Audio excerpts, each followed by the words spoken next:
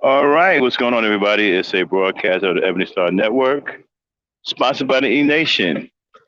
Welcome to Black Ops Debate. Going to be talking about what's the real problem with our black women. So, but Mike, you know, I was on a podcast today, and a black man, a black woman got into it, and it's a recurring theme on social media. At some point, it has to stop. If we're going to come together as black people, this has to stop because we can't solve anything if we're at war with our own women. But then again, I invite brothers to come and talk to me about it tonight on Black Ops Debate. The mic is open. All right. All right, Dame, let's go.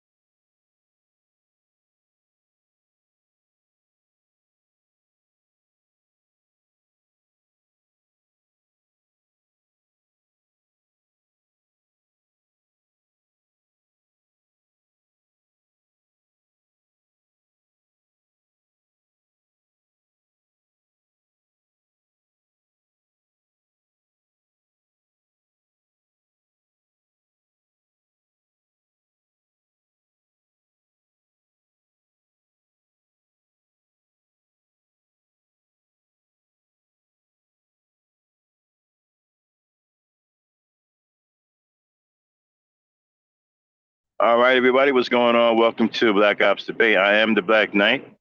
Along my by my side is the Lady Knight. This is a broadcast of the Ebony Star Network, sponsored by the E Nation. And I want to get right to it. This gender war thing has to stop. It's gotten to the point now to where we can't even have a reasonable discussion about what's wrong with black people, period, because of the women.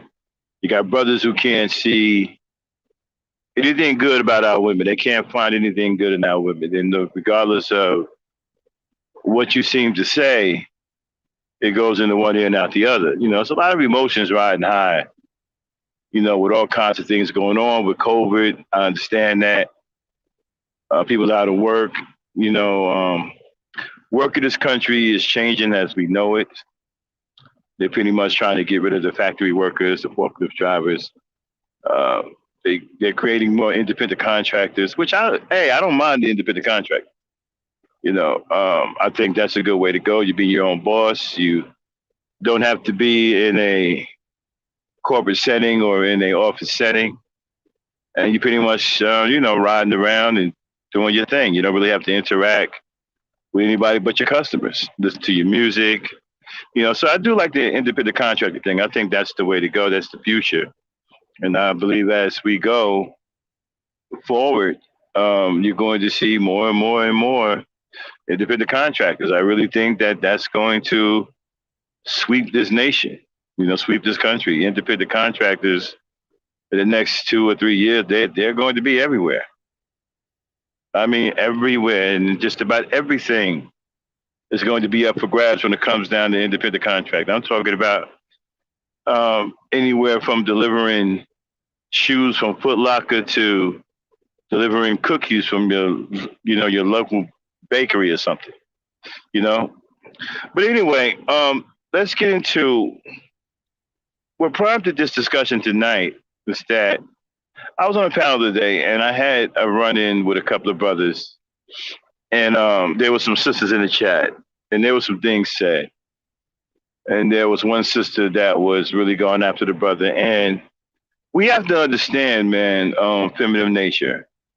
When you dealing with a woman, okay, when you breach a woman's trust, and you hurt her feelings, you make her angry, or things of that nature, they don't react or respond the way we do. See, we tend to treat women as if they're like us, They're supposed to forget about things real quick, not let things bother them, let things roll off the shoulder. Well, it don't work that way. We have to stop thinking that about women. We have to stop believing that about women. Some of you brothers, you operate as if women are like us.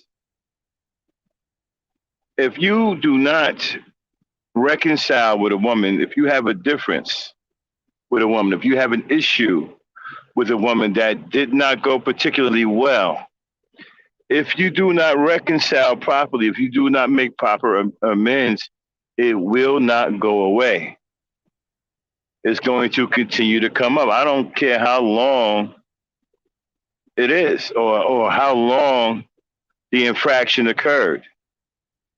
As long as she able, as long as she remembers, as long as it continues to bother her, it's going to come up. It's going to continue to come up until proper amends are made. And brothers don't understand this.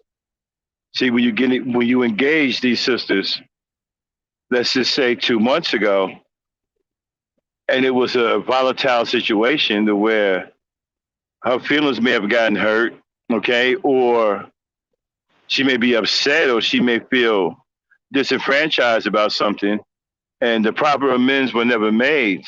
She's not going to forget that.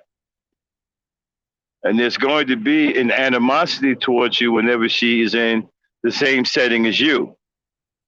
Now, 2 months later, you've thrown that away. She hasn't. And then she shows up and you're in the same setting and you say something, and then right away she's going in on you, and you think that she's going in on you for no reason, because you do not remember the infraction that occurred against her, at your hands. This is the problem that a lot of us have. We don't understand feminine nature, and this is the problem I have with these fake dating coaches. They don't teach you anything about women, really, because they don't know anything about women themselves. They just pump and dumpers. They don't take the time to teach you how to listen to women, how to observe their behavior, how to understand why they do the things they do, how to reconcile with them, how to get along with them. A lot of you guys don't even know how to get along with a woman, which is much different than befriending a woman. There's a difference between getting along with a woman and being a woman's friend. Those are two different situations. Some of you can't even get along with women. You can't even exist in the same space of women. And as a result, you have all kinds of problems with women and then you go on the defensive. A lot of you guys get really emotional because I told you you can't play the emotional game with women. They are too good at it. They are naturally emotional. You are not.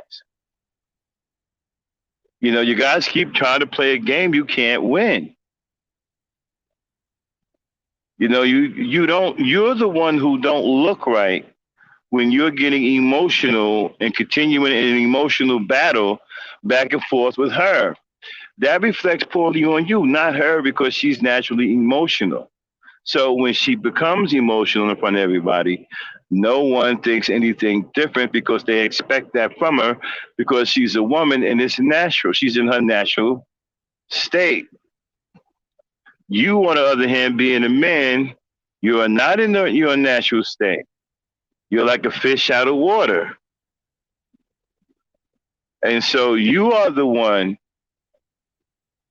that's in jeopardy. Your image is the one that's in jeopardy. Your integrity is in jeopardy. When people see you, they're going to remember how you talked to that woman, how you treated that woman, how you were disrespectful, how you were yelling and screaming, you know, and this could lead to some serious misconceptions about who you are and your personality. This is why you don't play the emotional game with women. It's not a game you can win. You need to learn how to understand it. And I know some of you are probably going to say, "Oh man, get that simp crap out of here. You don't know what you're talking about. We need to do this as women." Well, how's that working out for you? All you brothers who say, "Well, we need to talk to women like they children. We need to talk to women to chastise them and bring them to here." How's that working out for you? It isn't working, isn't it? It isn't never going to work. But that's not how you treat them. You have to make proper amends with them. You have to reconcile properly with them in order for their transgressions to cease. Women can carry on infractions within their mind and heart for a long period of time. And depending on how vindictive that makes them, you could be in serious trouble in certain incidences. Like, for example, if you're in the workplace and she happens to be in the same workplace as you and know your boss or know someone that can make life miserable for you on the job, she may do so. So you have to be careful of the type of women that you get into it with. Okay? So one of the most fundamental misunderstandings, hold on one second. Dane, make sure the ticker is in. Get the ticker started, please. The ticker isn't running. So one of the most fundamental misunderstandings about situations like this with you brothers is that when you have an infraction that occurs between you and the woman, you have to make sure you make proper amends. Like, for example, Dame is my little sister. I love her to death, right? You know, but sometimes we get into it, okay, because we're brother and sister. You know how it is. You're growing up in the family. You know, your sisters and brothers, y'all fight all the time. You get on each other's nerves and all that stuff, right? Well, we was having a big brother and a little sister argument, right? And so I felt that I was a little bit too harsh about a particular subject. Okay, even though Dame is pretty cool, she's a sweetheart or whatever. She knew I didn't mean it because she knows my heart, right? But I didn't feel right about it. Okay, so here's an example of making proper amends. I went back, I talked to her, I said, "Hey, Dame, listen, I understand such and such went down, but I didn't think the way I handled it was proper."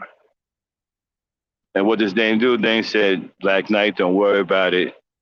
I understand you didn't mean it." That still wasn't good enough for me because I was concerned about her feelings. I love this woman. Of course, this is my sister, right? So I'm concerned about her feelings, right? So I'm saying no, no, no. Let me apologize because it wasn't right. As a man, I need to do better than that. As a big brother, I need to do better than that. Even though she accepted my apology, to her, it really wasn't a big deal. I mean, it wasn't like a vicious argument, but I just felt that I was a little bit over the top on a particular part of the argument. And that didn't set well with me. So I made proper amends with my little sister, okay, to make sure that we were okay and to make sure that she was okay. And the result is everything's back to normal. We love each other more than ever. We're laughing and joking, chilling, and there's no fear that I have to worry about her, right, coming at me later on or coming at me sideways because I never made proper amends with her. You understand what I'm saying? Now, if I didn't make proper amends with her and she was feeling some kind of way, it's going to come out in different situations because depending on how much, uh, depending on how they felt, right? They won't respect your position, especially if they're hurting or if they are extremely angry. They won't respect. As a matter of fact, if you're really sending around a lot of people, right? That's some of them will choose to attack you in front of a lot of people because they want everybody to know that you hurt them and they want everybody to see how awful of a person you are. This is why you have to make proper amends before all of that happens. You have to make proper amends.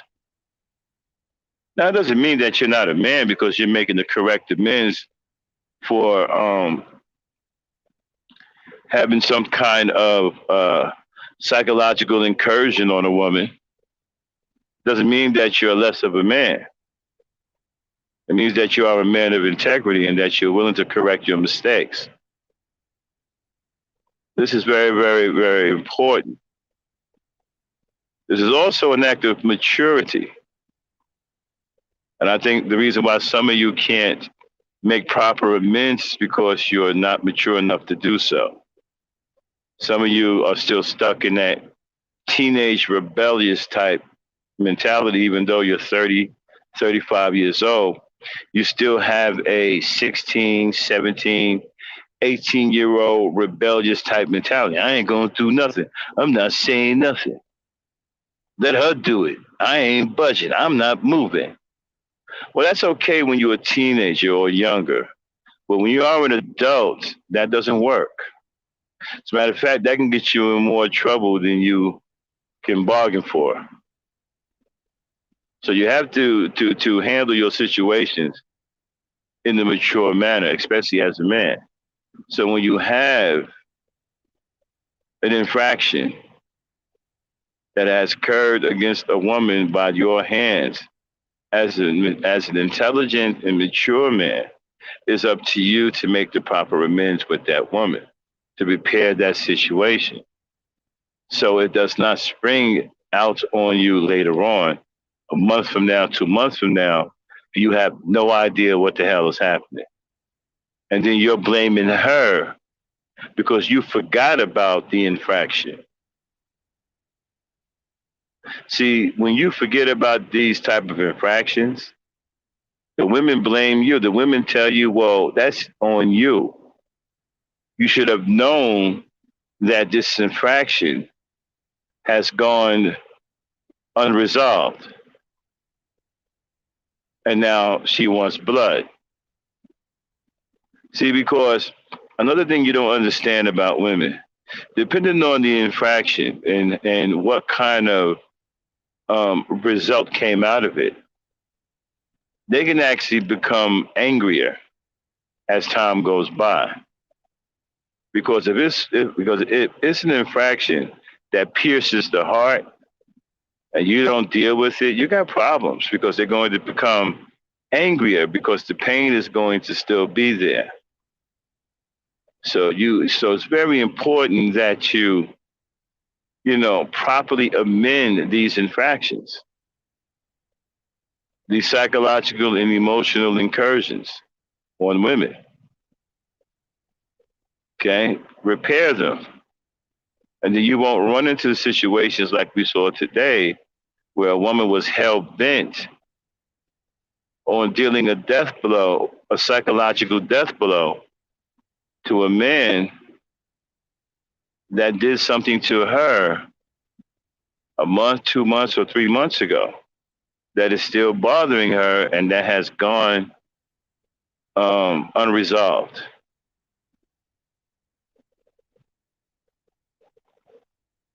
And so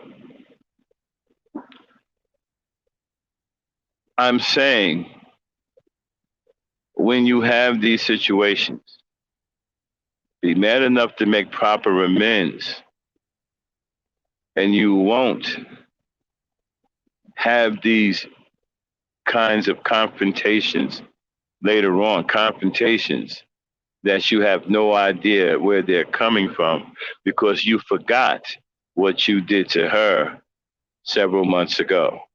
She hasn't forgotten.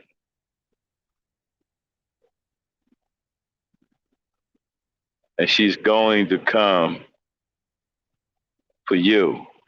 Because as far as she's concerned, a debt is owed. And she's coming to collect. You have to understand how women think. They want to hurt you in the worst way when they are in attack mode. So you're around a lot of people and those people got all eyes on you. That is a perfect time for them to strike. Because they want people to see. They want people to see how awful you are. They want people to know what you've done to them. Now, some of you probably don't give a damn, right? And a black woman told you you are too masculine for her. I'm not even sure what that means either.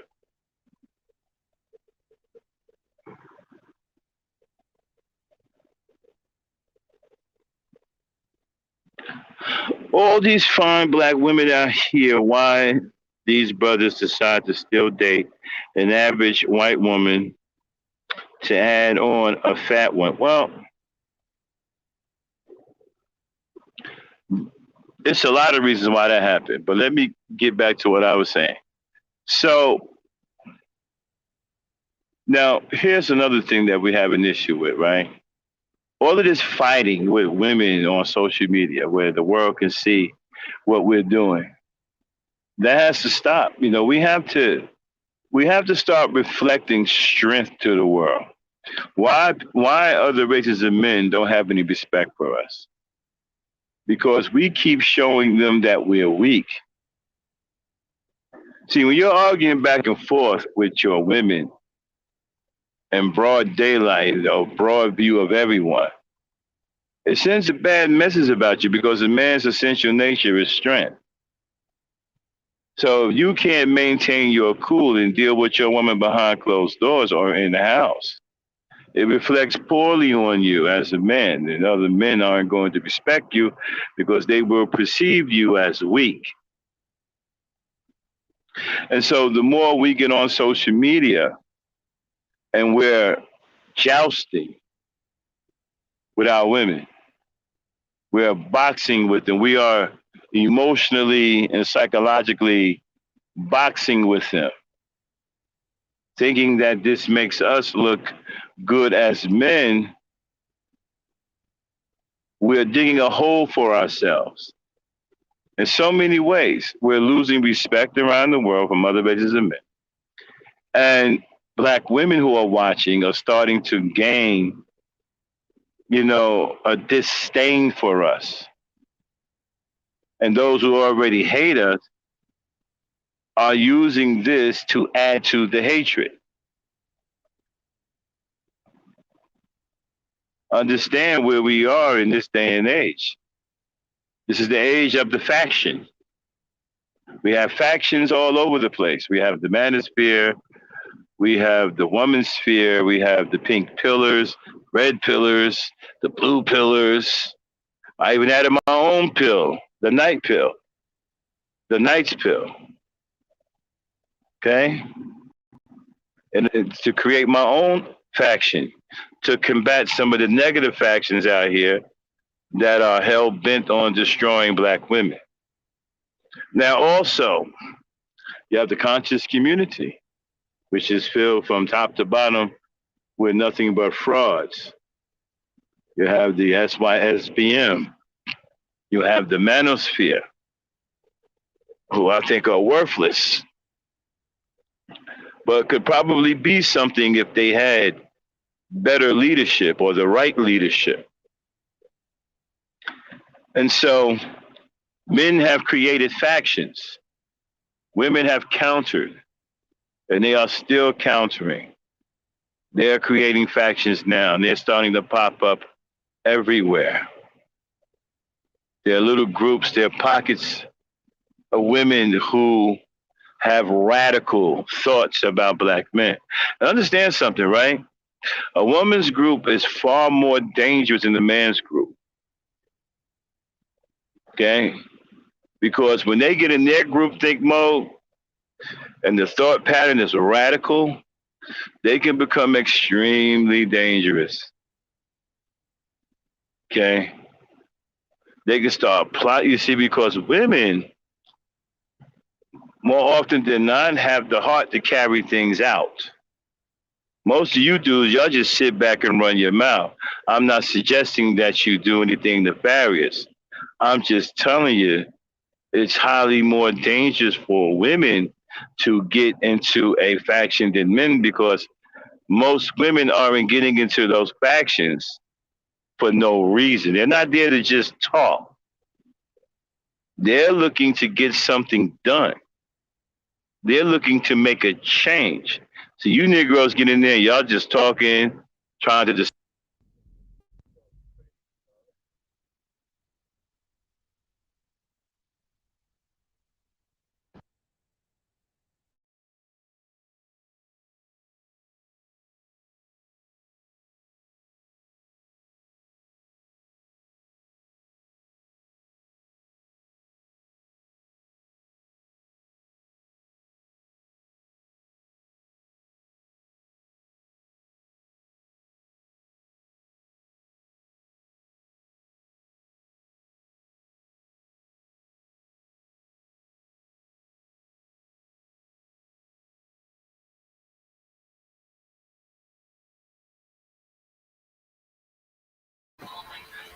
Alrighty. Okay, everyone. Yeah, you don't know what's going on when women are in these factions. And most of the time, they driven into those factions. They had enough, and they given up,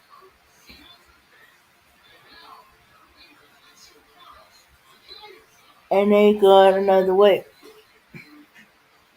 Are they shutting down?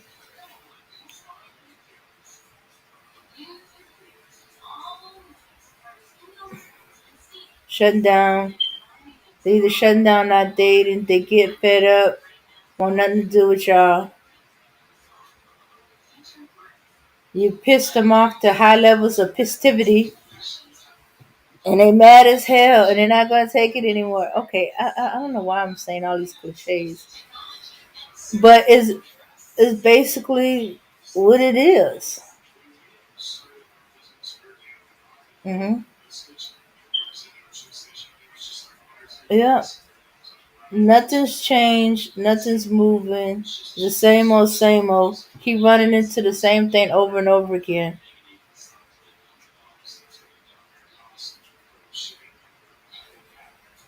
Yep.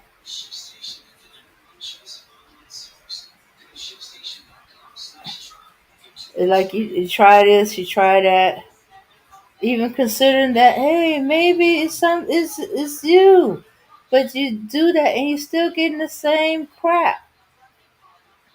You pissed off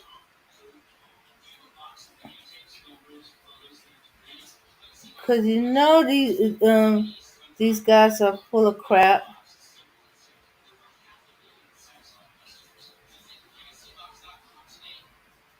and you're just mad and you just want to go somewhere and scream and holler and fuss.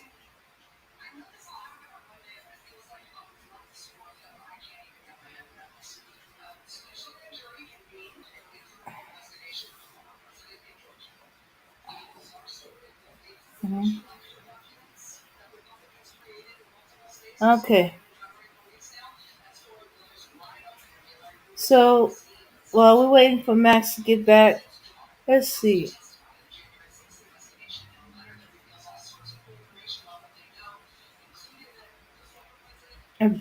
Okay, I don't get that neither. I don't. Wait. Something similar. It could be you're too intimidating. Not because of masculine. They just couldn't identify what it was. And closest thing they could get is too masculine. Um,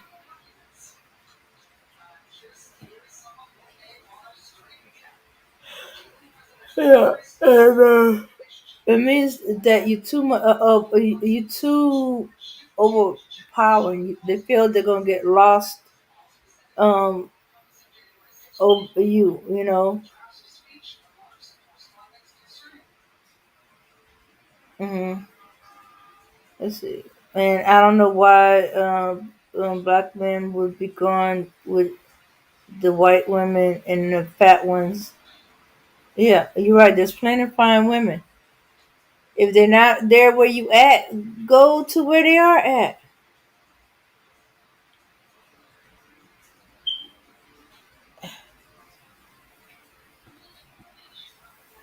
Mhm.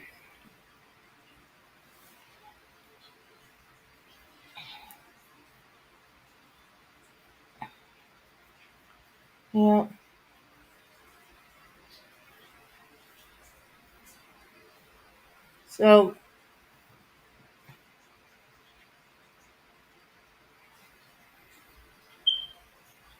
So back to the women joining these factions. It depends on what faction it is. But most of it, from what I've seen on YouTube, seem to be you men with all this blame black women this, blame black woman that. Everything is black woman's fault. There's no good black woman. It's pissing women off, especially if they doing all the right things. Why the topic being women taking it to the extreme and men not willing to take risks. Ah, well, yeah, weirdly enough, I'm seeing that even among the kids. Um, there's certain things that the girls are more outgoing to do than the boys. It's like the boys are stuck in their toys and they're being immature and they're driving the girls crazy. They're ready to beat them up like they're their little brothers, annoying little brothers. Um, but I think when it comes to taking risks, it might be to do a business. Men tend to seem like, or at least the ones that ain't willing to take a risk, are seeing all kind of obstacles and not trying to figure a way around the obstacles. Or they see a whole big picture and taking instead of taking it one step at a time, one bite at a time.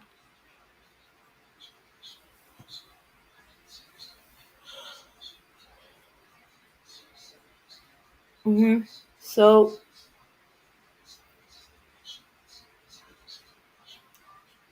yeah, but that's the way it seemed to be with the ones that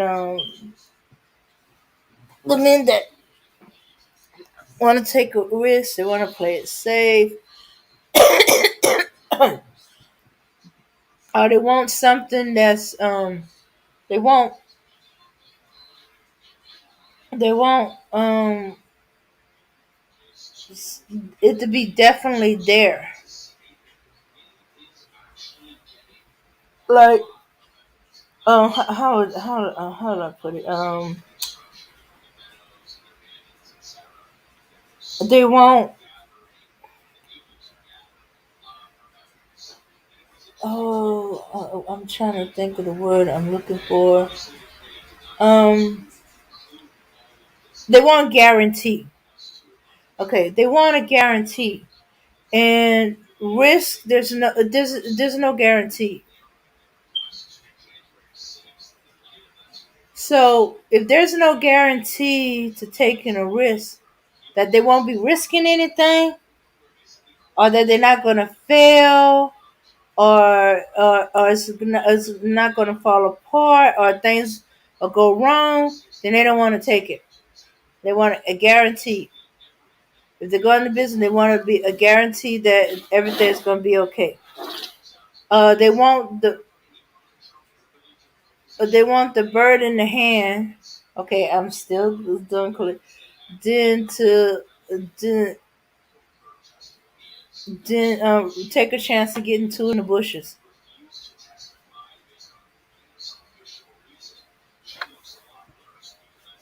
Hmm. Yeah, yeah. Or if it's not something that's familiar, it's taking them outside their comfort zone. Okay, yeah, that's why they quote to statistics so badly, because it gives them reasons for why they shouldn't take the risk. Because statistics always talk about the risk of something.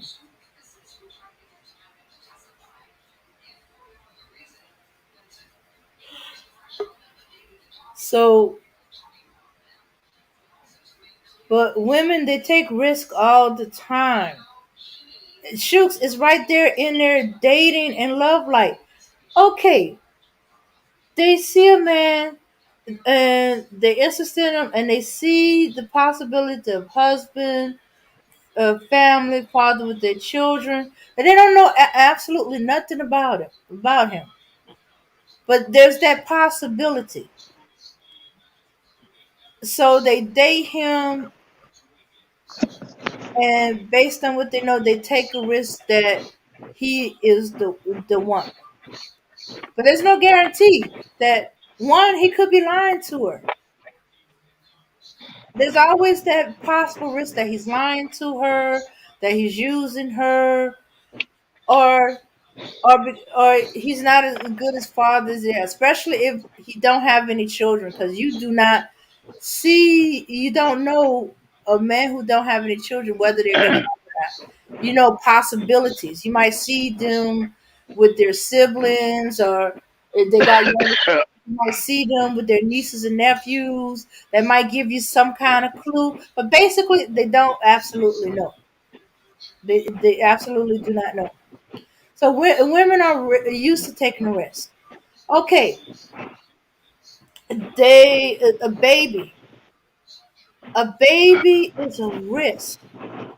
You know, a risk that they'll be a good mother. Baby, the child's gonna be okay.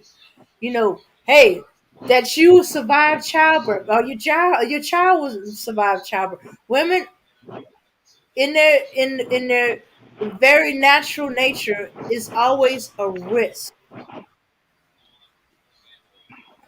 There's always a risk. So constantly, with dealing with risk. Yes, there's a few of us that aren't risk takers, but for the most part, on certain things, we are taking a risk.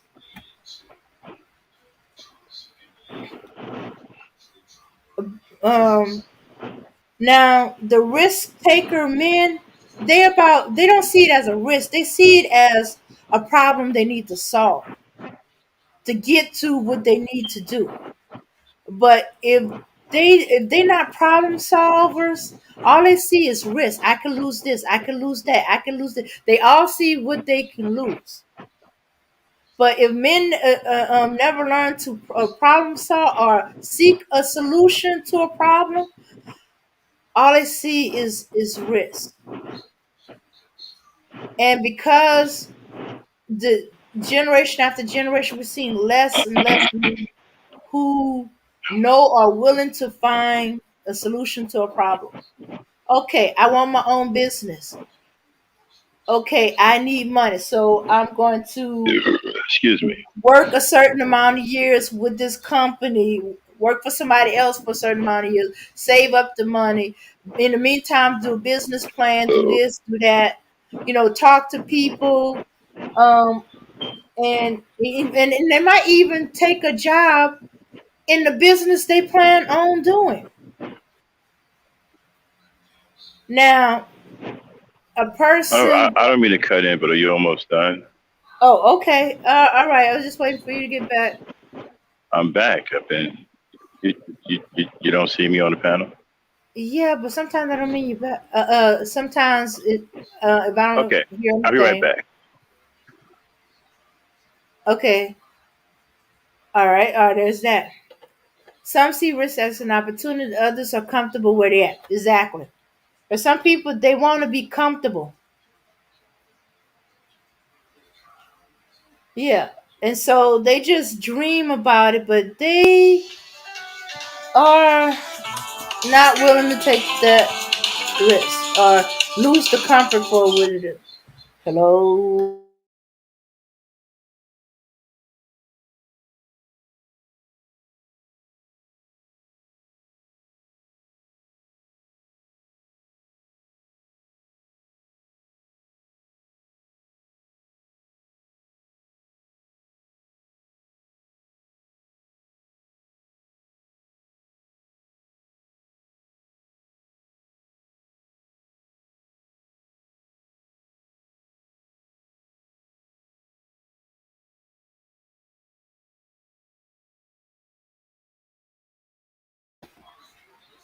All right, yeah. Some of us, not just men, women too, we get too comfortable, and not willing to, take the risk for a bigger opportunity or better opportunity, or just plain scared, and we don't see it as don't see risk as an opportunity. Then, yeah, yeah, we just see as a problem.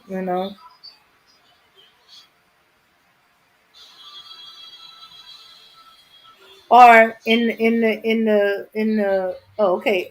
Hey, you back?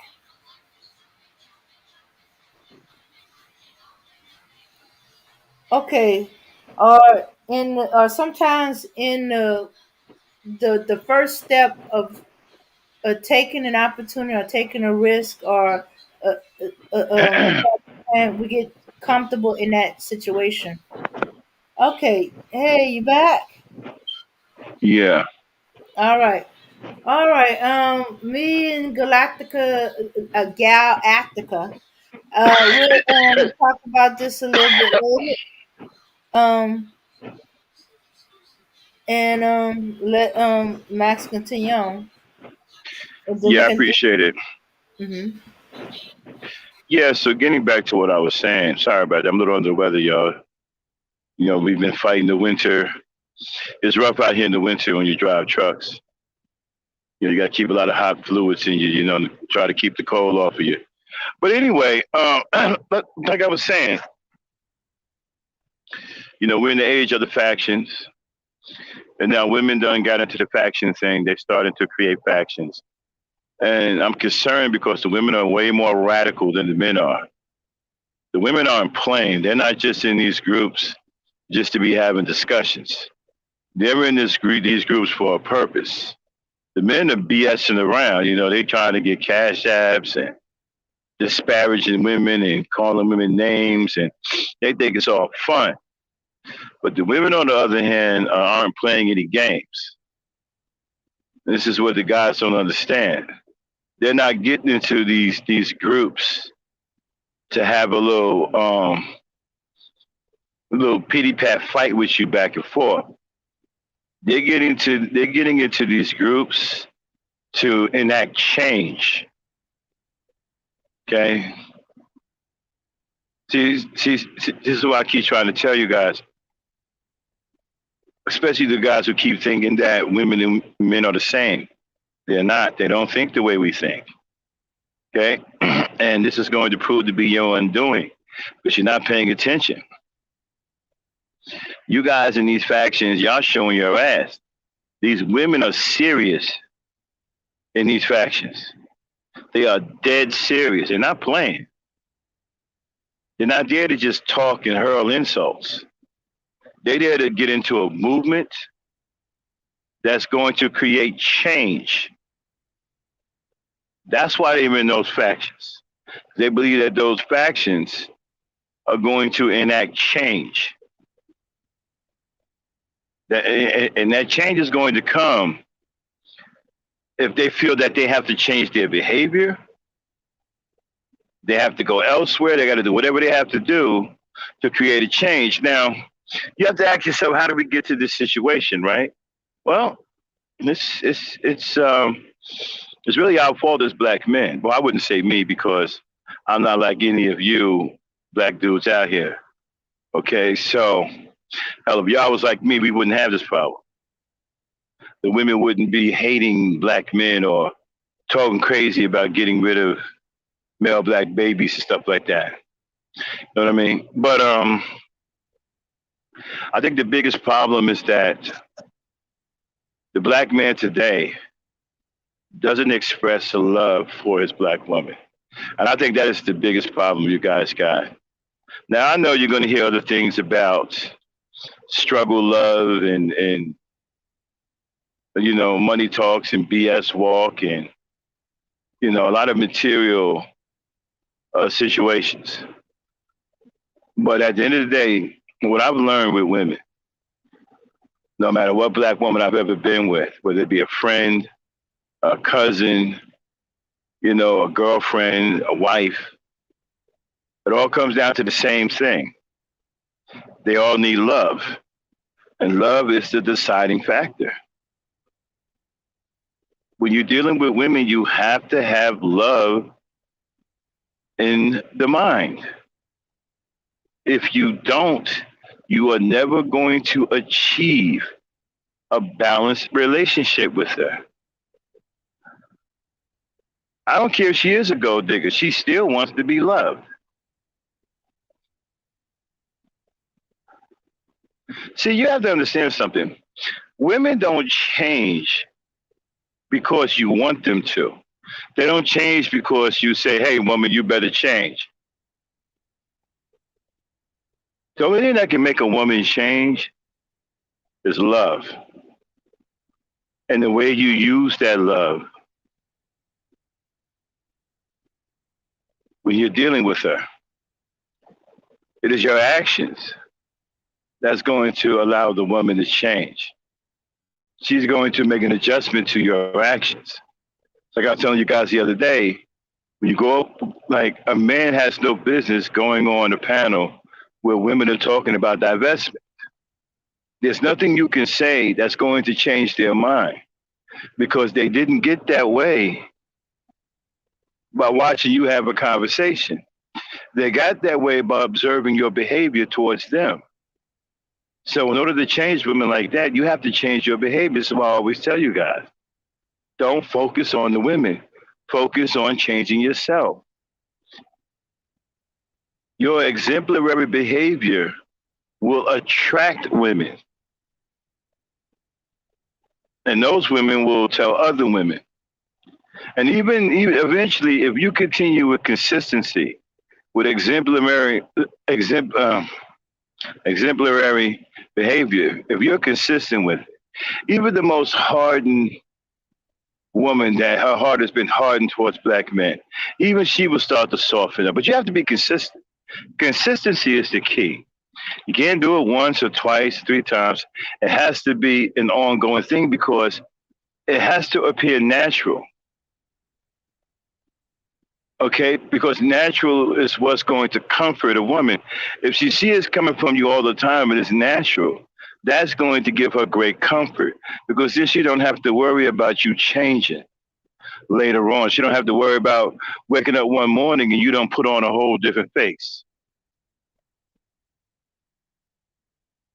So that's why consistency is extremely important. You guys get bad information from these dating coaches who have no idea on how to treat a woman, don't know the first thing about women. They want slaves. They disrespect women. They want slaves. Sometimes women will fall into that trap because they believe that they can change the man. Okay? Sometimes it actually works out. Sometimes they do change some guys. But most of the guys, they don't change. And they end up wasting their time and getting themselves in a whole world of hurt. But you, on the other hand, you have to stop worrying about her antics. You have to stop worrying about who she's sleeping with. You have to stop worrying about the slick things she's saying in chat rooms. You have to ignore all of that and concentrate on yourself. You understand? Strength is the key. I was on the chat room. I was in the chat today where there was a couple of women that were extremely belligerent. Okay? But I never reacted to them. I never reacted. I never once allowed them to get me off my square, make me come out of character. I'm too strong for that. And eventually they calmed down. They stopped. And why did they stop? Because they reacted to my behavior.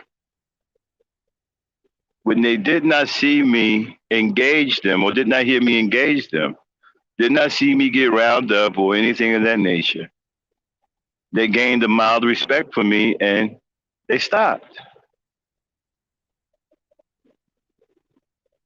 These are the things that you have to do. You have to show women that you're serious about being grown ass men.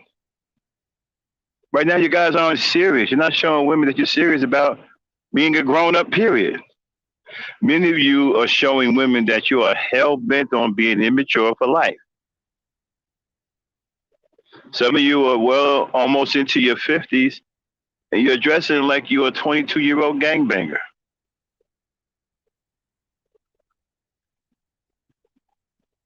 That's not cool. And then many of you think that you can change women here on social media by arguing back and forth with them and fighting with them. That's not going to work either. Now, I understand we have to acknowledge this, fellas. We're in a different kind of war now. It took me a long time to realize this too because I'm not a YouTuber. I'm a real lifer. Okay? I'm a real lifer. But what's going on right now isn't going on in real life. It's going on here on social media and is making its way to real life. That's why we have to combat it here and deal with it here and eradicate it here on social media so it doesn't trickle down into real life. So we have a different type of war that we have to fight. I'll admit, it's not a war that a real lifer is used to.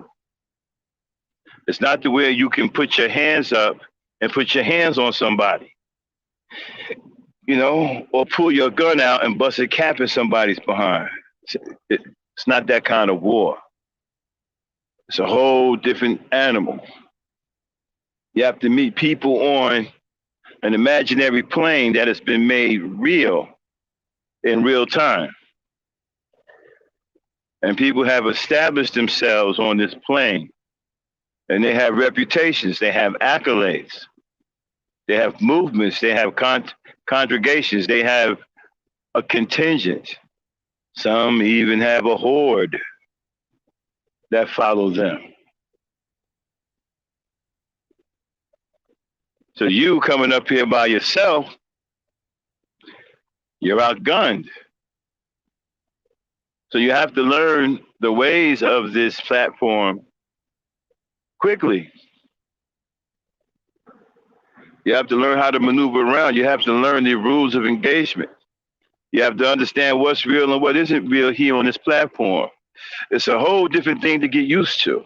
But I assure you, it won't be a wasted effort, because what goes on this imaginary platform that's been made real in real time will trickle down into real life. It has already done so. Need I point out Asia McGowan, the two women who were murdered by the dude that was a Kevin Samuels and Manosphere fan. The guy, Tito something, the pedophile, Manosphere dude.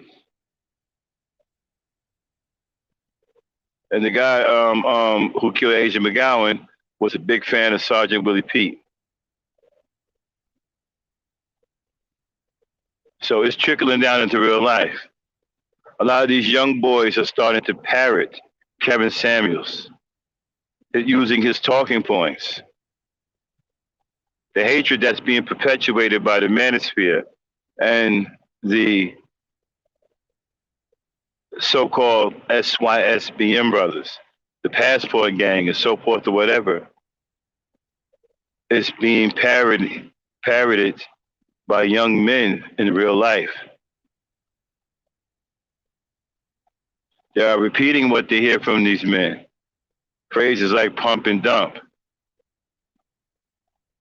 Having no respect for women at all, calling them bees, not even being capable of addressing a woman properly. Believing that they have no reason to respect a woman at all.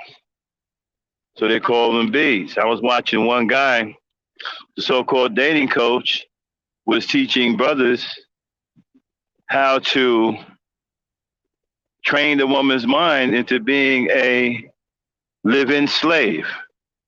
She's supposed to do everything for you, and you don't have to do anything for her. That's not a relationship. That's not how you treat a woman. You don't treat someone who wants to love you in that manner. See, a lot of you don't understand the purpose of a woman. You think that she's just here to shake her boom boom and to do you, and that's it. There's a lot more to it than that. She brings life into your household. Without her in your household is dark. You ever notice that if you live in a apartment, you never notice it until a woman shows up, right? And never pays you any attention. Those of us who used to be bachelors, and we had our apartments briefly, right? But when you got that girlfriend, when you got that first sweetheart, and you brought her back to the apartment, and she slept there overnight for the first time, and it was cozy. And the next day, you didn't have to go to work, so y'all laid in bed and just was hanging out. Brand new relationship, enjoying each other's company. Fixing each other breakfast, or fixing her breakfast, or she's fixing you breakfast, you know, bed and breakfast in bed. Y'all watching game shows on a weekday. Price is Right, what have you, you know, laughing, giggling, new relationship. Then you get up, go to the bathroom, or you're on your way to the kitchen to get a glass of water or something to drink. You notice something about the house. It seems just a little bit brighter. Something you haven't noticed before, but you notice it now. It just seems a little bit brighter. The house seems a little bit livelier. It seems a little bit more comfortable. That's an intangible that women bring as soon as they cross the threshold of your home. They bring that kind of intangible with them. They breathe life into your home. They give your home personality. They make your home someplace that you enjoy being. So they provide love, they provide an ear. Because sometimes we men, when we go out and get our butts kicked in the street, when we're dealing with all kinds of adversity, especially if we have children, right? Because children, they zap your strength. And so when you go out into the world, sometimes you're working at half strength. You got to deal with things. And sometimes you get your butt kicked out here. And you don't want to be a complainer, but sometimes you need to let it out. And you come home and you're complaining about so-and-so on the job and da-da-da-da-da-da. Well, who's there to listen?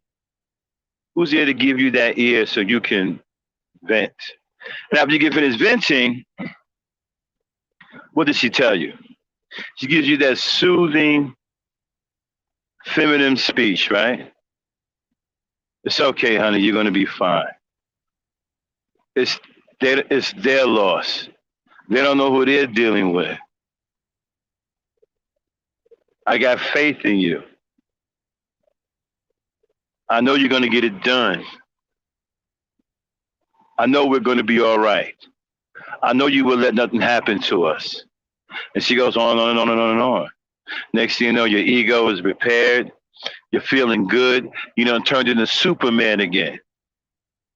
Ready to go back out and kick some butt and take names. Another intangible that they bring to the table. I mean, we can go on and on about things they bring to the table and things that they don't need to bring to the table. Sometimes they got things that are so big they can't fit on a table. What are you going to do about that? What are you going to do when she brings something that is so enormous it can't fit on a table?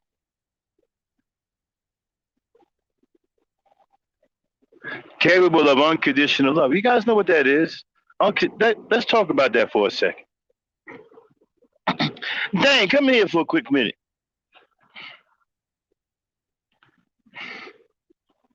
All right, here I am. Do me a favor, look up the term unconditional. Okay. We want to learn something about unconditional love tonight. Let me tell you how amazing a black woman is. I just want to put this in your ear real quick. I know y'all going to talk about, well, Max super simping over here. No, I'm just dropping some real knowledge. Something that you brothers can use so you can build a stable and healthy relationship with a woman. And treat her like a lady, not a slave to do your bidding. Unconditional. Not subject to any condition. Say it one more time. Not subject to any conditions. One more time. Not subject to any conditions. Thank you, Dame. Appreciate it. Mm-hmm. You can go back on mute. Mm-hmm. Not subject to any condition.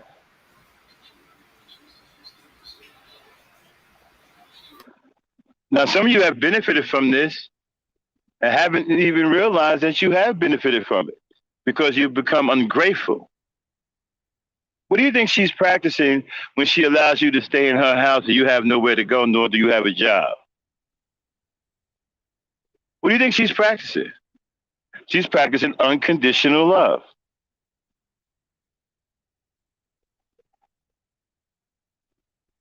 What do you think she's doing when you're home with her and she's giving you money to go out and look for jobs and you take the money and you go buy some weed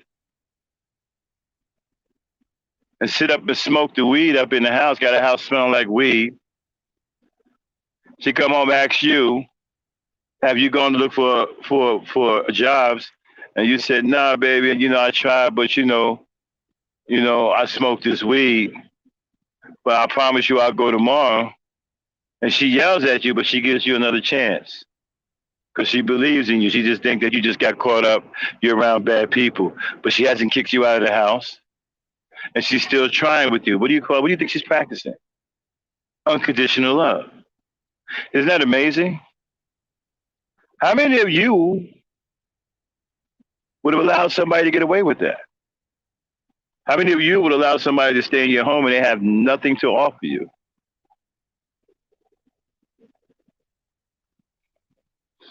Yeah, unconditional love is something else. You know what else unconditional love allows her to do? Take care of a human being that can't take care of his or herself. You know what else it does? It allows her to it gives her the courage to put her life on the line for another human being to come into this world. She's willing to lose her life in the process because she's practicing unconditional love for her child. Amazing, isn't it? I can sit up here and go on and on and on and on all day about and come up with one beautiful thing and another about a black woman.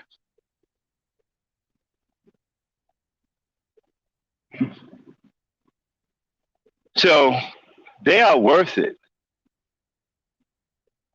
Now, you're never going to achieve any kind of real balance with them when you're constantly fighting with them. You won't achieve any kind of rest.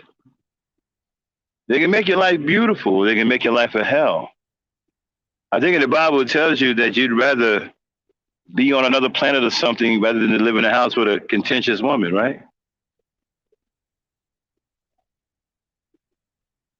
Understand something. Once you're connected to them, you won't be happy until they're happy. And if you make them happy, you'll be the things that they'll do for you. You won't even be able to comprehend. It's kind of like what they said in the Bible, right? If you walk upright before him, he'll pour you out blessings you won't have room to receive. If you treat a woman right and you love her properly, man, she'll break it off on you to the point where you won't even be able to handle all the love that she's got for you. You won't have room to receive it. I'm telling you that they are capable of the amazing. Think about that for a second. The black woman is capable of the amazing.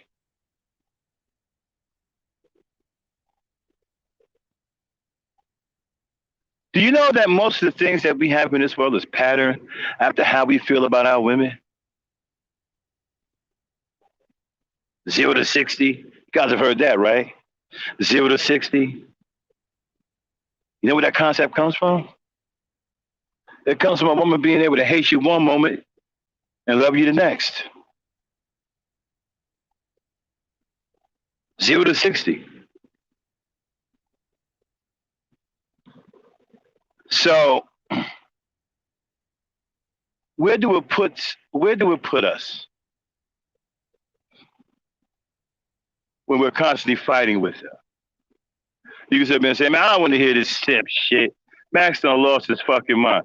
I'm gonna go over here and listen to these dating coaches blow smoke up my ass about women. And God damn it, I'm going to give them every dime I got in my pocket. Okay.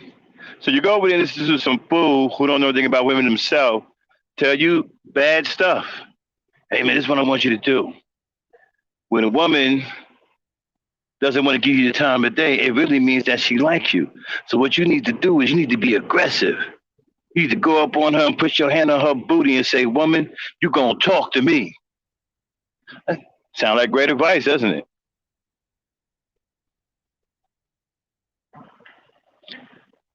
I wouldn't recommend that, though.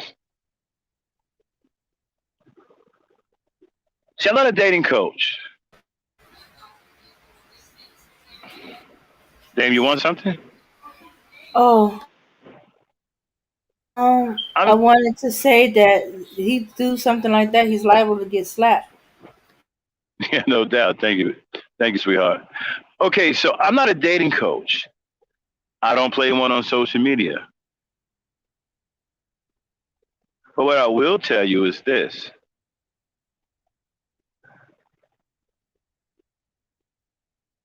who should you be in life? Who should you always want to be in life? Yourself.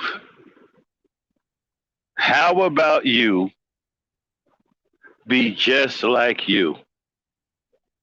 That's what a woman want to see. She want to see you. She don't want to see what Alan Roger Curry is teaching you. She don't want to see what alpha male strategies is teaching you. She want to see you. See, women know that sometimes we're going to falter. That's why they always talk about persistence. They don't want you to give up. They want you to learn on your own. They want you to be persistent because it makes you genuine. If they see that you're learning from your own persistence, they can trust you because you're learning from your own mistakes. It's not something that some weasel done told you. They want to watch your growth from your persistence. Sometimes they turn you down just so they can see you not give up.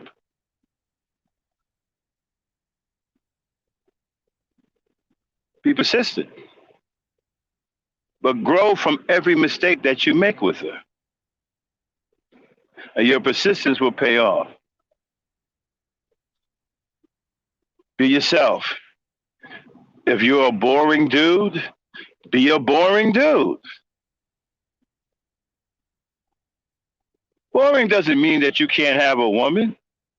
I know boring couples. Are you kidding me? He's boring and she's boring. The kids are boring too. I know boring families. Boring is not the kiss of death.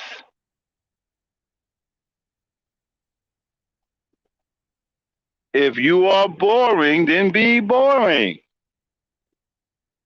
Don't be afraid to be who you are.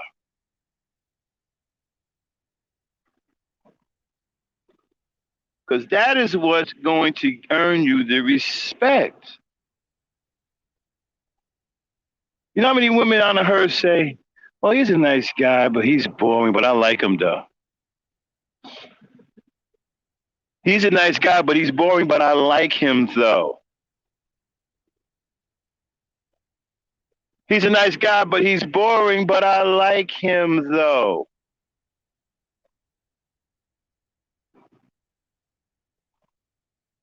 Boring doesn't necessarily automatically disqualifies you.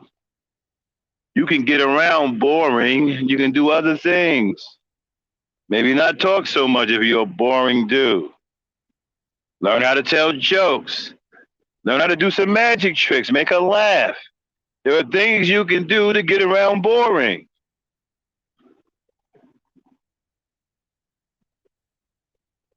But be yourself. Hell, be honest with the woman. You can probably help you get rid of the boring part of you. Like, baby, I try to make it up. I'm just boring. I'm just a boring dude, right? Oh no, you're not. You just gotta learn how to have a sense of humor. Oh, really? You don't think I got a sense of humor? No, I think your sense of humor pretty bad. I think that's what makes you boring. You don't really laugh much. You need to learn how to laugh. See, some women will help you get around that bored shit if they like you. Now, I bet you sit up here and you say, man, Max, what the hell are you talking about? Ain't nobody on this Brady Bunch shit. This Partridge Family shit. Well, I ain't on that either because they're white. I'm talking about black folk.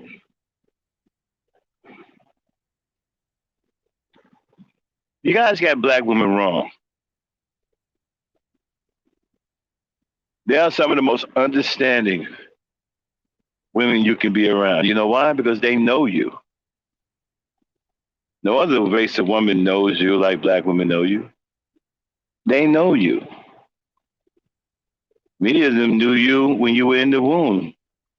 They know you in the womb. They know you before you got here. They had a relationship with you when you were developing inside their body.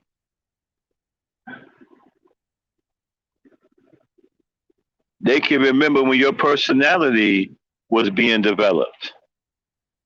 You know how I know? I've heard many pregnant women talking about this girl, she gonna be mean.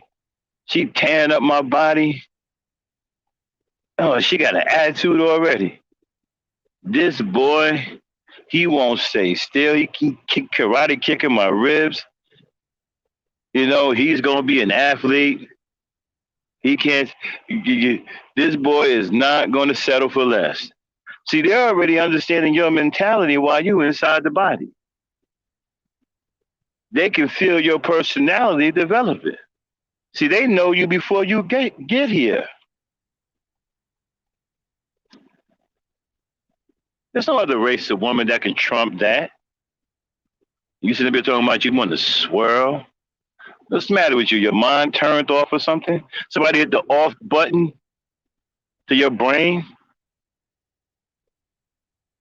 You want to leave a woman behind that understands you, understands your plight, knows what you're going through, has gone through it with you, and understands you like no other woman? And you want to leave her behind to go deal with a foreign woman that you don't know nothing about and don't know you like that because you think she's cute? And you've been brainwashed, you know, reading these apps.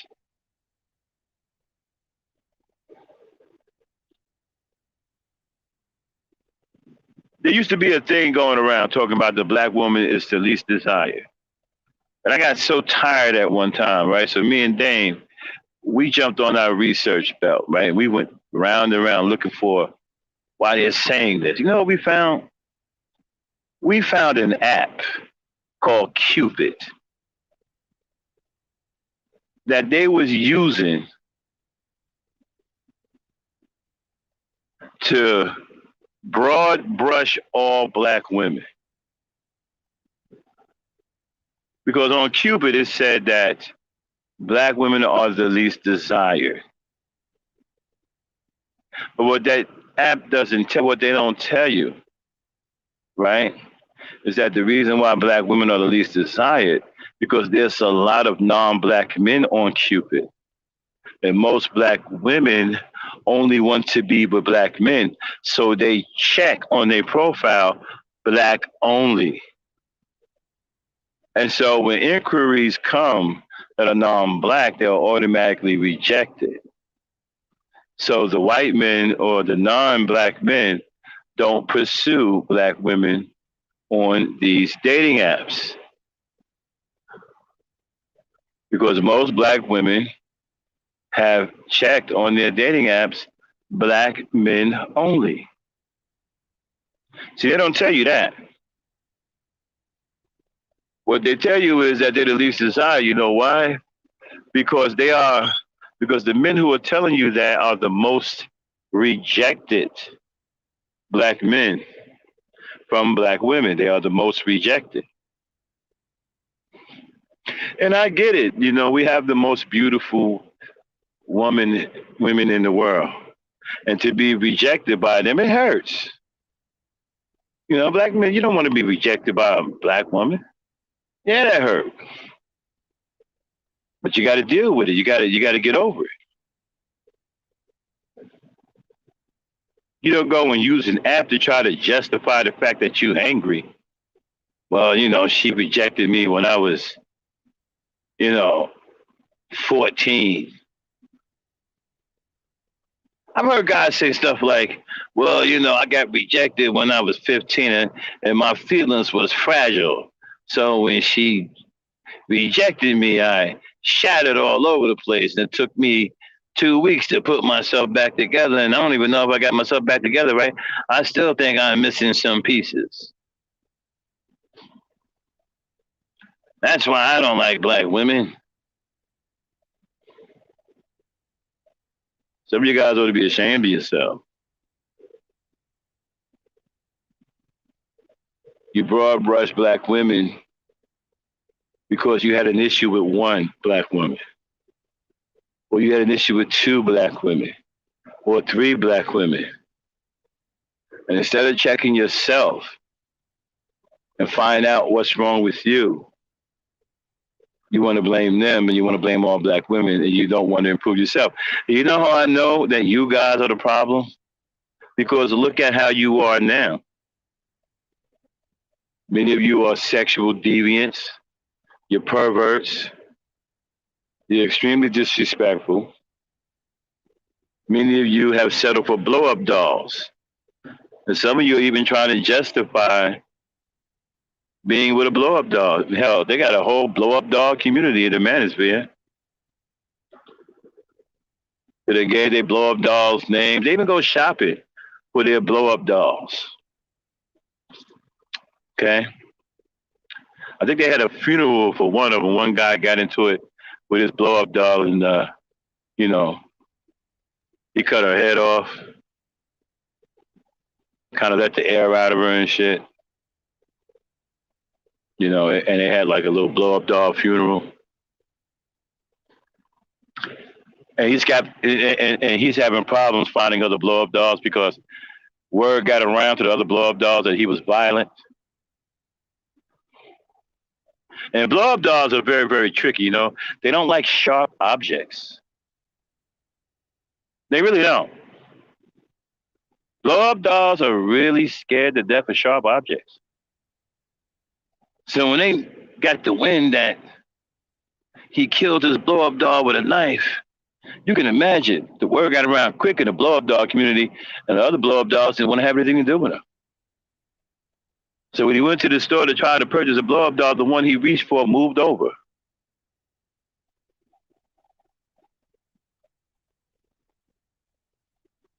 So you go to the manager, you start complaining, hey, look, man, I tried to get that blow up doll, and she moved out of my way. The manager looking at him like, what do you mean she moved out of your way? Man, the blow up doll moved out of my way. Sir, they don't move. I'm telling you, she moved out of my way. Sir, they don't move. What are you talking about? Sir, she doesn't even have any air in her. This one had a whole bunch of air in it. She just moved out of the way. Sir, I'm going to have to call security. So, and what's even sad about that is that you have live streams, you try to justify being with a blow-up doll. I heard a guy say, man, I really like my blow-up doll because she doesn't complain about anything. She's easy to maintain. I don't have to buy her nothing. She doesn't talk back. Which kind of confuses me because if you listen to guys like Kevin Samuels, and he's telling you that a black woman should allow a black man to cheat, and she has to be willing to do something to keep that high-value black man, who's a gay dude, by the way. And so you get to your blow-up doll, dude, she doesn't do anything. He just sits there filled with air. She's not cooking, she's not cleaning. If you call her, she's not going to come. So I don't understand. Why you guys got blow-up dolls? If you listen to Kevin Samuels and these other dudes telling you all these things that women should be doing, blow-up doll don't do any of that. She just sits there, you know, filled with hot air. She's a blowhard. You sit there and talk to her all night, doesn't say a word. You got to pull her into bed. Can't lay on her too hard, you know. You might let some of the air out. So you have that contingent of men who have the blow-up dolls, right?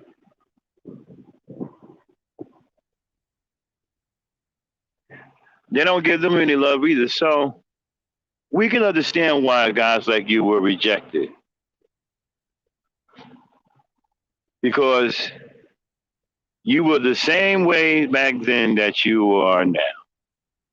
And we can fully see why the women rejected you and they didn't want to have anything to do with you then and don't want to have anything to do with you now. So at some point, you have to take responsibility for being inept, being a dweeb, a lame. I mean, we can go on and on and on. I mean, you guys got to the point where you're insulting yourself, calling yourselves educated lames, which means that you're dull and uninspiring, boring.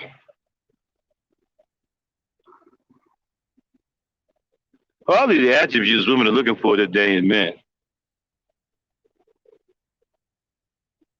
So, why the fighting of women on social media? Why?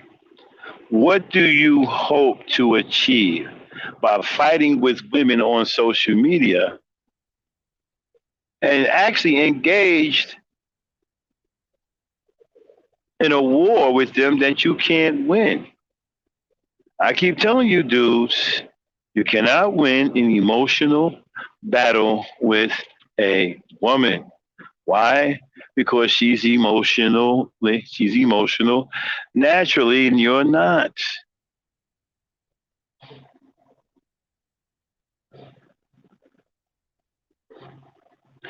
It goes in one ear and out the other, right? Right, fellas?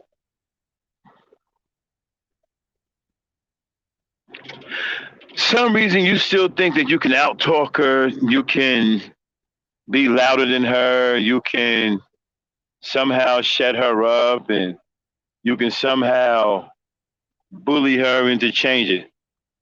It's never going to happen. So, what's the real problem with our women? I don't know. Because every time I ask any of you guys, you can't tell me anything. Dane, drop the link. Let's get this party started. We're going to open up the mic because this is the part of the show where I would like somebody to come up here and explain to me what's wrong with our women because I can't find anything wrong with her. So I need one of you guys to come and point out what's wrong with our black women so we can have the discussion from there. Dane. Hold on, let me see where my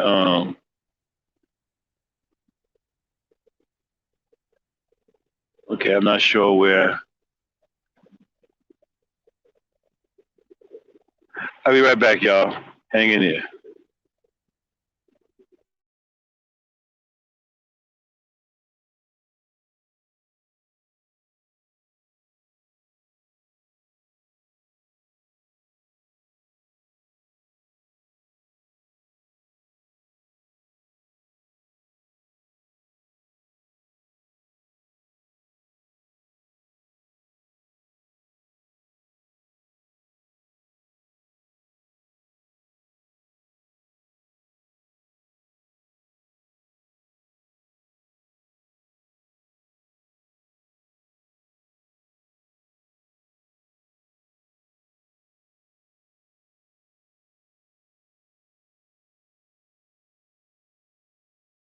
Okay, everyone, I'm dropping the link.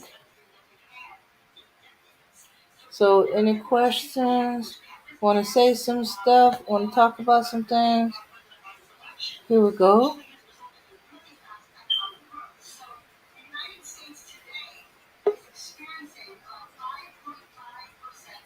All right.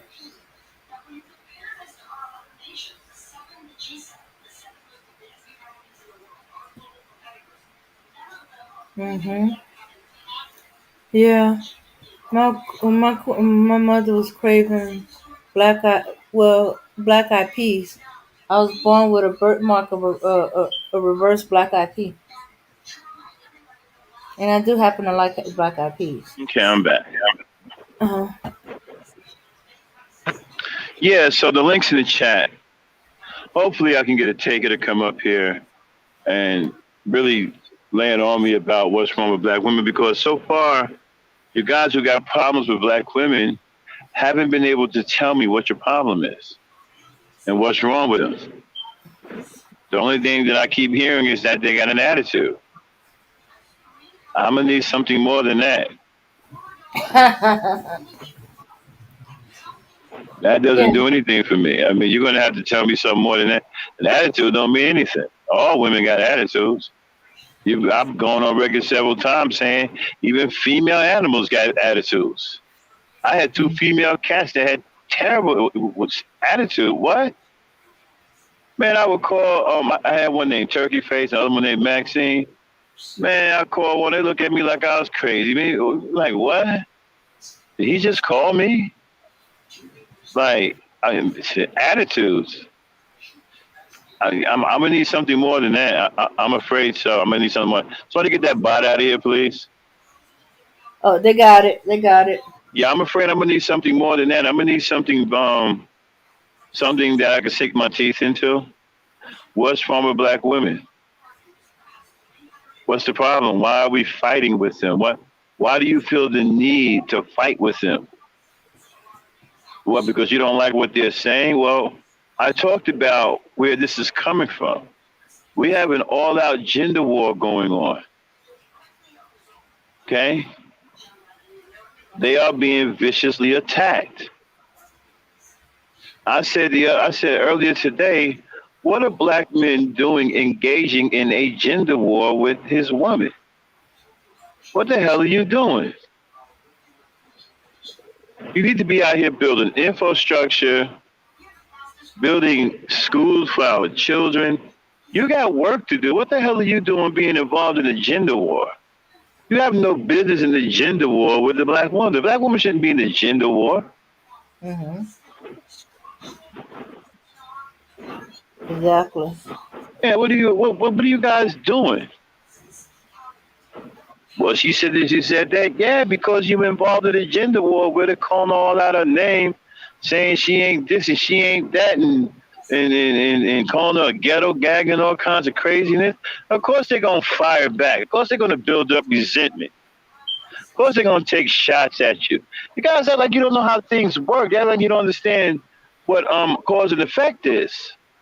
Mm. You can't joust at them and pick with them and call them all out their name and disrespect them and think that it's all peachy and cream everywhere you go. No, you're going to get attacked by random women because they hear what's going on. They feel some kind of way. And it's going to be open season on you too. Yes, you're going to get attacked. Yes, they're going to talk slick. Okay? Yeah. Can't get away with that. You know, if that's your argument, that's a dead argument too. Huh. But I'm gonna need something. Somebody got to tell me something.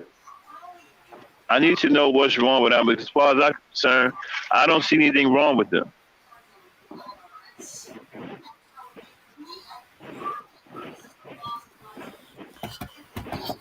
They mad because either the woman they want didn't choose them, or they feel like he's her second choice, or he likes the woman, but he's not Well, attracted to the body, or he likes the body but I need not to know attracted to the woman. specifically what the problem is, because I haven't heard anything worth talking about yet. I was about to talk about, well, he's choosing white men. Well, you choosing white women. Mhm. Yeah. Yeah, and y'all went there. And you're choosing, We never did. And you're choosing white women at a far greater number than they're choosing white men. Hmm.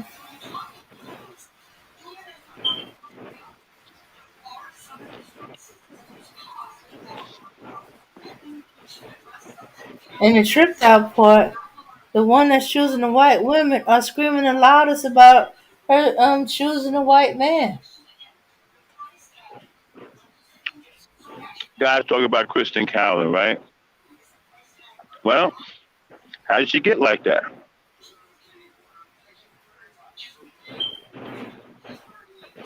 Do you know her? Do you know she was always that way?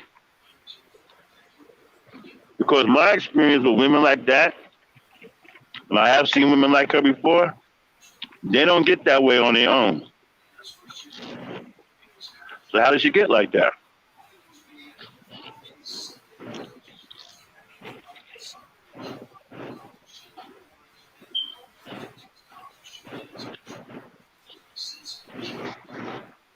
I tell you guys about abusing women.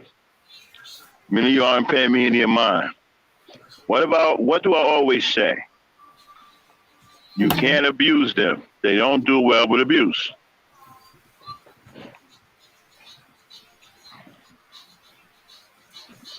Well, maybe that's the problem. They want to abuse them and have no not get in trouble.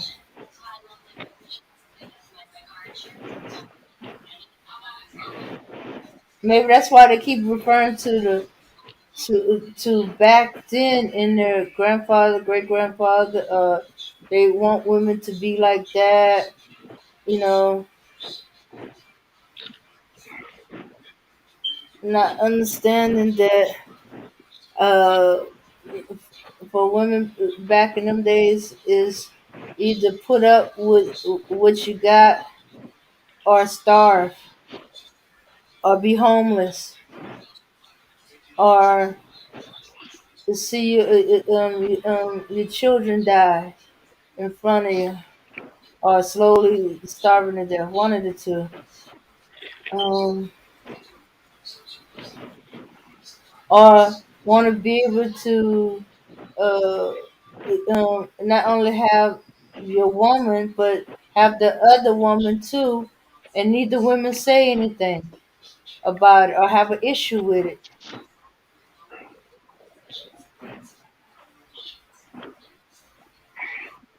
Yeah, yeah.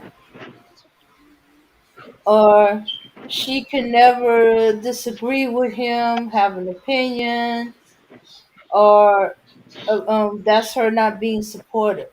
She can never be talking with him or fussing with him.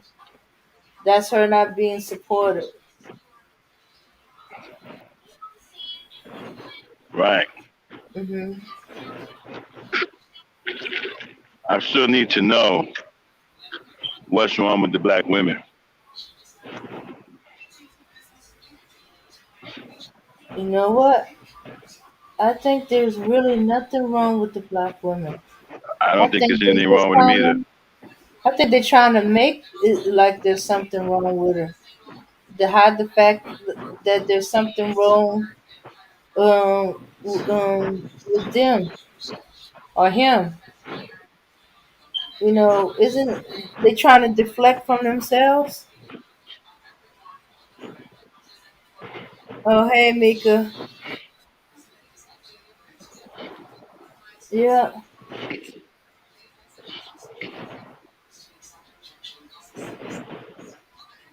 yeah. Like, what's wrong with them? Like, I can't never get a straight answer. It's a constant deflection. I wonder if everything they complain about, fuss about them, is actually about themselves.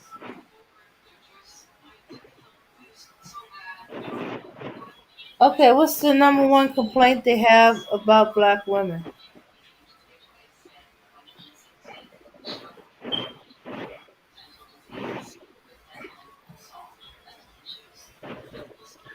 I don't know. I couldn't even tell you. Mm. We're not going to be on here long, but I'm waiting to see somebody's going to come up here and tell me what's wrong with black women. I don't see a Oh, problem they're never gonna say.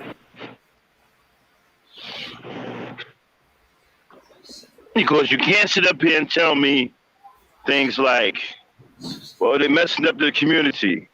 That's not going to work. We have to come better than that.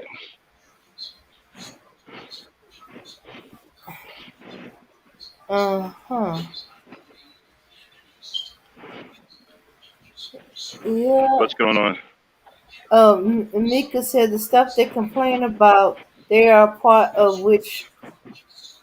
of it, which doesn't make any You know sense. what? That's a good idea. Okay, sisters, y'all tell me what they complain about, and I'll respond to them one by one. Since they're not man enough to come up here and face me and have a conversation with me, mano y mano, and tell me what's going on. So y'all drop in the chat what their talking points are, what y'all want me to address, and I'll address them one by one. So we'll do it that way. Since they're too cowardly to come up here and have a conversation with me in front of y'all. So gauge the chat, Dane. Fire them at Okay. me when they start dropping them. Fire them at me. Okay. Okay. I think she was still talking like single mothers who got them pregnant. Single mothers.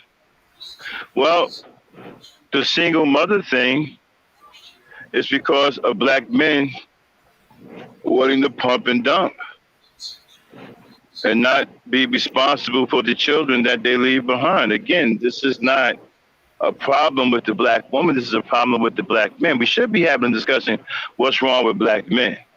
Mm-hmm. Single mothers don't get created out of thin air. Mm-hmm. And the fact that you created these single mothers and got the nerve to walk around here like they the black plague, all of a sudden, it's despicable.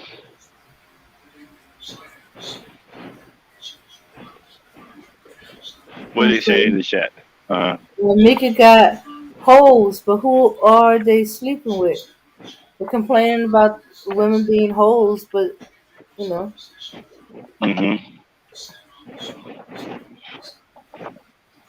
or let me see, another one she got living off the government, but they're living in the house to lying by saying they got put out. That black man got put out of the house That's because of not the true. government. No black man got put out of the house unless he was being disloyal, cheating on his wife, not taking care of his kid. That's what got him put out the house. No government check got the black man put out the house. The reason why the whole government check thing came down is because the women who were single and they had children, okay, and the checks was for single parent women. If there was a man around, then they would be disqualified from getting the check. It had nothing to do with kicking the man out the house. If they applied for those kinds of resources, they came with a stipulation that this is only for single parent mothers, right? And so, in order to get it, you have to be a single mother. If there's a man around, and then they wouldn't give you the money because they feel that the man could take care of you. That's what that was all about. The only reason why they gave those checks out because the women didn't have men to take care of their children. That's what those checks was for. And the reason why she couldn't have a man in the house, because he had a man in the house, then it would be accepted that he would be the one taking care of her and the children. Mm-hmm. So the check was no longer needed. Nobody kicked anybody out of the house. If you got kicked out of the house, it was because you was doing your woman wrong. Next. Right. Okay. What's the next one? They walked out to the next girl's house. Okay, they walked out their house to the next girl's house. They turn into homosexual as far as I'm concerned. They don't have no Hmm. place. They move from woman to woman and lie up with her, and all they got to offer is their private parts and maybe their skills with that. Right, but you ain't got nothing else to offer though. You know, if you're not building anything, like I said, you know what? If you living with a woman and she's making all of the money and you're not working, the least you can do is be a handyman around the house. Fix things in the house, keep the house clean. At least you can make yourself useful. But you guys are brainwashed by Kevin Samuels, and you think that even when you don't have a pot to piss in or a window to throw it out, that she should treat you like a king when you're not worthy to be treated like a king. I mean, at least be a damn handyman or something. Hmm.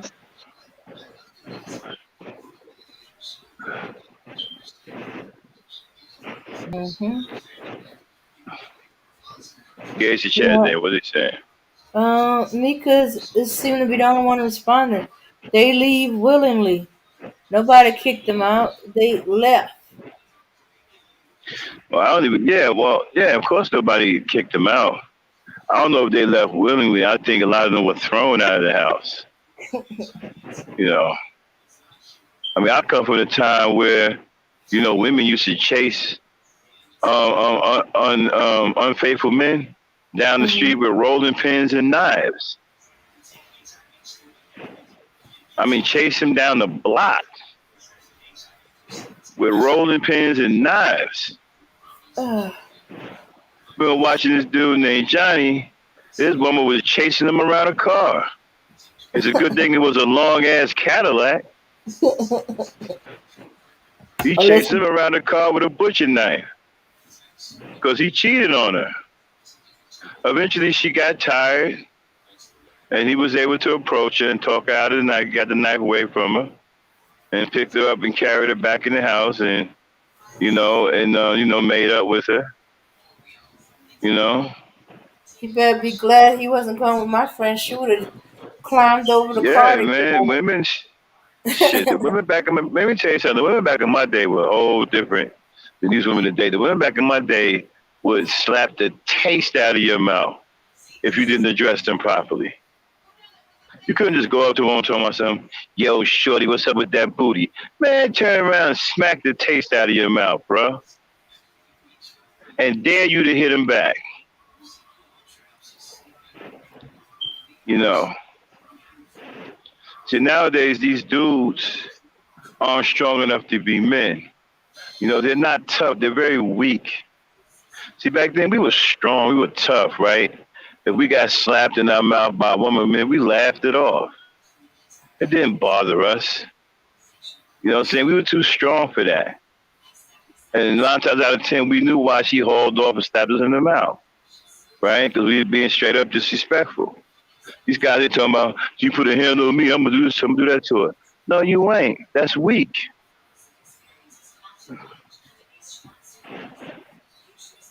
hmm I mean, we used to get stabbed. We'd be laughing about it. hmm You know, but y'all Okay. can't. Yeah, you guys can't take a slap from a female, man. Y'all weak. All right. It's Okay. Rodney said, "Do mass incarceration, high crime rate, create a single mother?" well. Listen, here's the thing, right? We can throw out a lot of statistics. We can throw up the past. We can talk about a lot of brothers who lost their lives bucking against the system, right? But it's not going to change anything today. What we have to do is we have to get a solution together, and we have to carry that solution out to change the situation today. What's going to change the situation today is action in real time. Not what happened. Not what happened yesteryear. Not Marcus Garvey or Thurgood Marshall, Pan Africans, and all that other stuff.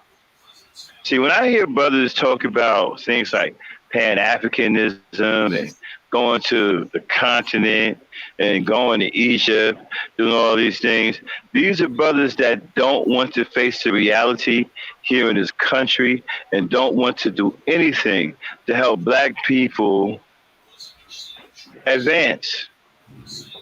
And usually these brothers are charlatans. They're asking you for donations for some old phony movement that's never going to materialize. You know how many brothers out here talking about Pan-Africanism and none of those movements are real? The conscious community ain't about shit.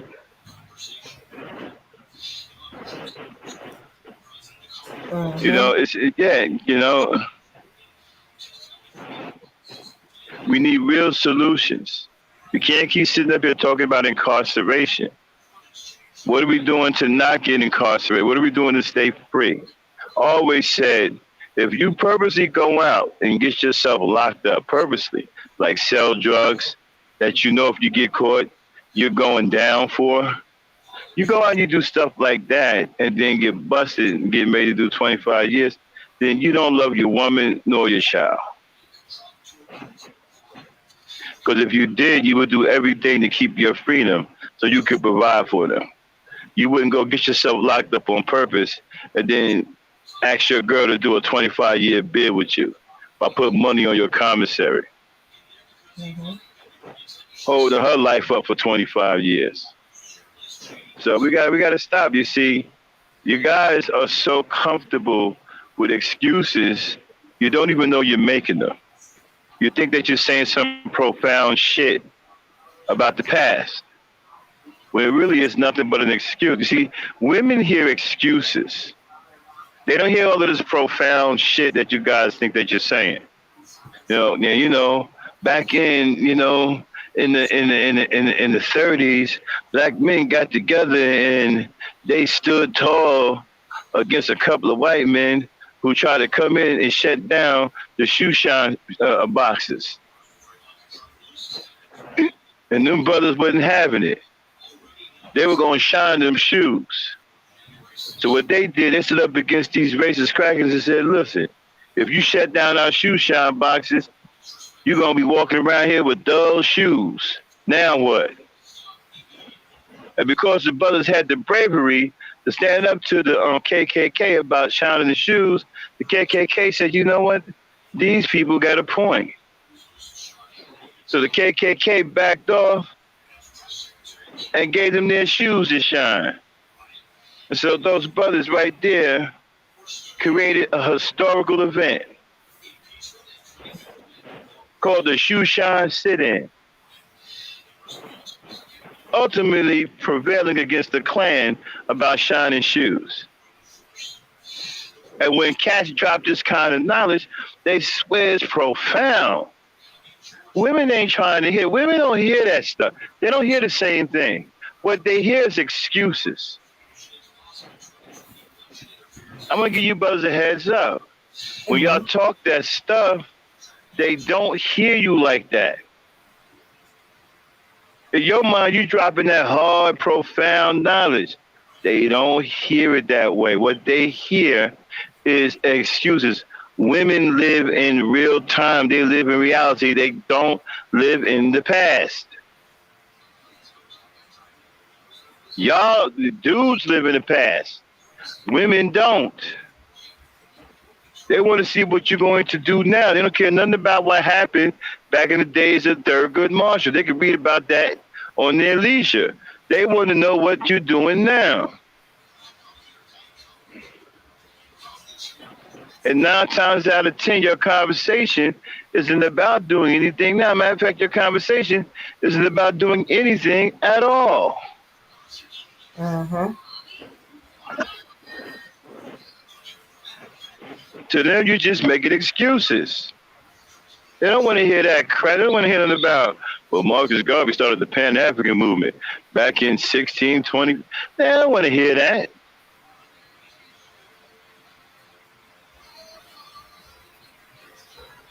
And then every now and then you drop some, what you call now, yo, we were kings and queens, while the white man crawled on all fours over the hills of Europe. And the white and the black woman like, okay, well, now you're crawling on all fours. So what you gonna do about it? And they don't never hear nothing about what the black man is gonna do today. So as far as they're concerned, you ain't nothing but a loser and an excuse maker.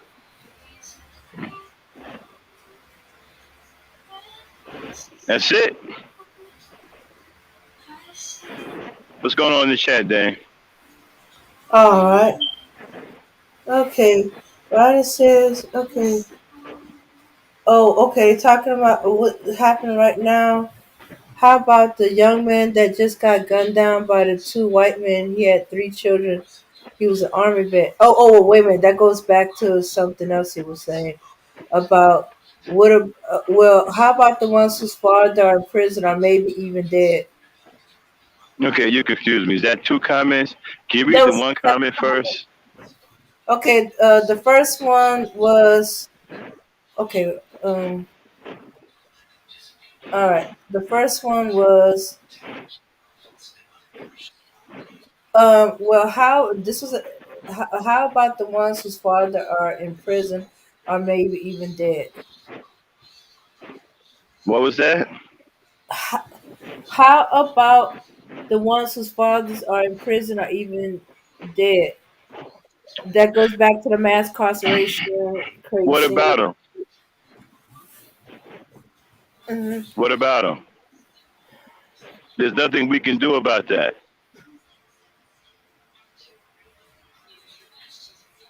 What about the men who aren't in jail today and who aren't dead? How come they aren't doing anything? What about the men who aren't incarcerated and who fathers aren't dead? Why aren't they doing anything? What's the next comment? If all the unarmed people who was killed by police had 2 children apiece, how many fatherless children would would that add up to? If Woody had went to the police, this would have never happened. If all of the fathers who haven't been killed unarmed, right? Mm-hmm. How many active fathers would that give us right now to do the things that we need to do to move forward as black people?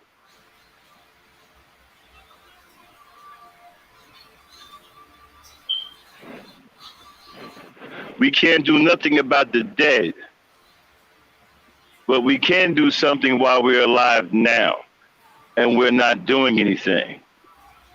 What about the people who are alive? How come they aren't doing anything?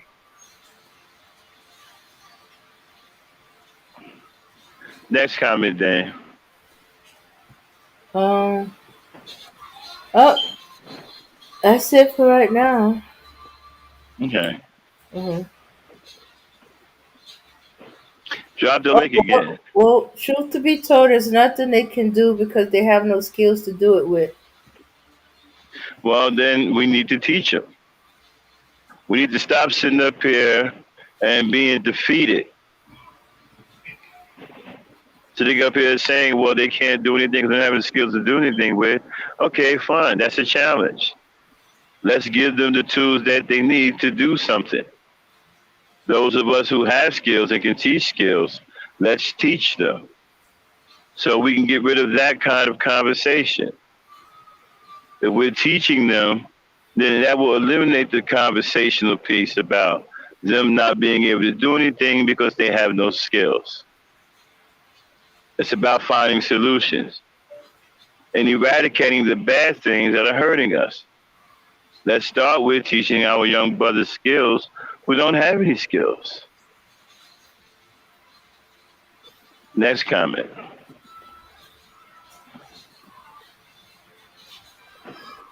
I'm waiting to see. Uh,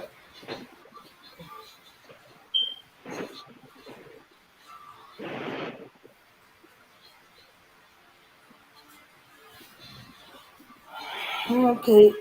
It seems like all right.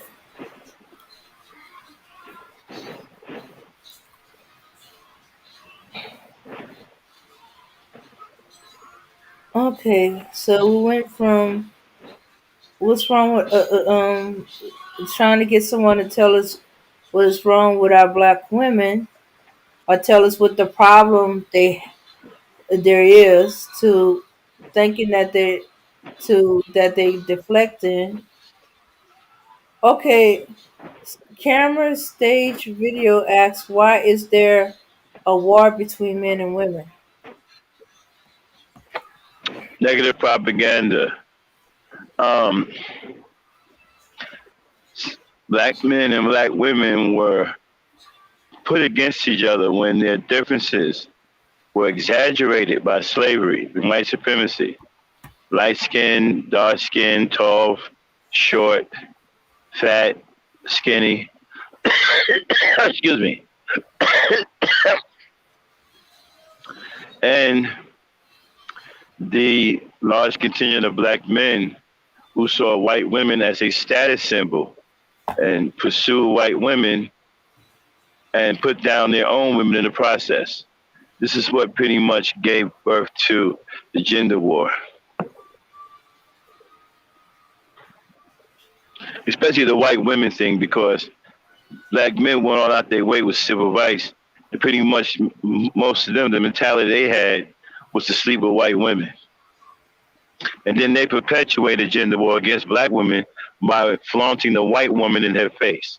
I got me a white woman, she's better than you, and you're the least desired. This is what kicked off and started, I wouldn't say race war, but a inner gender war. Gage chat. How do we bridge that gap? Well, we bridge that gap by changing ourselves as black men. A lot of things we have to stop doing. Number one, cease fire on all of this arguing and fighting online on social media with black women. That needs to stop immediately. Immediately, like right now. No more arguing and fighting with black women on social media. That's one. Two, we need to get into these communities and get a hold of these young boys who are running amok in the community, terrorizing young girls, hurting and shooting babies, killing black girls and killing black mothers and stuff like that. We need to get into the community and deal with Pookie and Ray Ray. What's that, 2 Dame or 3? That's 2. Number 3, the grown men in our communities need to grow up and stop and exemplify leadership. No more 40-year-old adolescents. No more 35 and 40-year-olds with sartorial expressions of 19-year-old gangbangers. Serious-minded black men who are about creating and building and teaching in the communities. Because when you are an effective leader in your community, then the women will make an adjustment to your leadership. Effective leadership will change the people in the community that you are leading, especially the women. Number 4, we are in a losing position. We are in a dangerous position. We are totally dependent on everyone else to survive. We have to start to change that. We have to start producing products to get out of that permanent consumer class. Start getting ownership develop an ownership mentality. Purchase your first small home. Own stuff. Get into the business of owning things. Purchase land. Get into the game and be counted where it counts. 5, recross your wires. You're not effeminate. You're not a girl. You're a man. Behave like a man. You got a problem behaving like men? Start going to the gym. Hit the heavy bag. Get in the fights. Build up mental and emotional and physical toughness to become men, not effeminate women.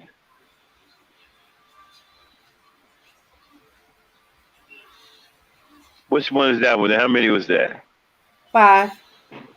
6, stop engaging in the LGBT communities. You have no business. You are a heterosexual male. Start courting women. No, I'm sorry. You're a heterosexual male. Stop engaging these people because they are also teaching you to hate black women.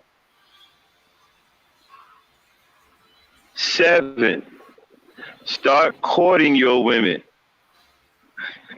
Forget this stupid ass pump and dump. Start courting your women. Take time out to invest time into the woman that you're courting. Learn who she is. Start to understand her feminine nature. Court her until you're courting her into a marriage. All this pump and dump shit don't mean anything. Number 8, resources. Start securing resources, financial resources. Whether it be with a job, whether it be with you selling something to make money, but start getting your financial resources in order. And number, what's that, 10? Last one you did was 9, so this one coming up is 10. Number 10. Hold on, I just had it on the tip of my tongue too. Mm-hmm. Number 10. Oh man, I just had it. Give me a sec. Okay. I can't remember it, right?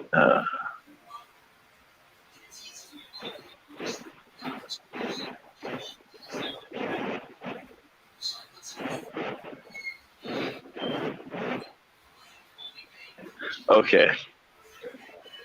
I can't remember what 10 was. I was on a roll too. All right, I'm about to get back to you on 10, y'all. I can't remember what it was. I had it on the tip of my tongue. I can't remember what it was. I'm gonna take a rain check on that one. So Dan. Yeah. Dan, do me a favor, entertain the audience and stay on topic. You know, I'm gonna chill for a minute to see if I can remember what I wanted to say. Okay? Okay. All right. I'm gonna go on mute real quick, y'all. Okay. Yeah. As Max was saying, the men got to do these things to stop the gender war. Yeah, it's all that attacking black women online. Okay, I'm back. Okay. Okay, I'm back. But this is what I'm talking about, right? When they ask for solutions, right? When I give solutions, you can hear a pin drop. I just gave 9 solutions. I hung up on number 10 simply because I can't remember right now, but I will. But I just gave out 9 solutions. You can hear a pin drop. How much you ladies want to bet no one will come up here and engage me on any of the solutions that I gave, but they will sit up here and say, what's the solutions? How much you want to bet? Especially if Kendall's dumb ass show up. right? Uh-huh. What's the solution? You just talk about the symptoms. Just gave out 9 solutions. I bet you won't see one dude take that link and come up here and talk to me about any of those solutions. You know why? Because they aren't serious about any solutions. Especially that first one I threw out, right? Yeah, right. Stop fighting immediately with black women on social media. Stop it. What are you doing arguing and fighting in front of the world with your woman on social media? Stop that right now.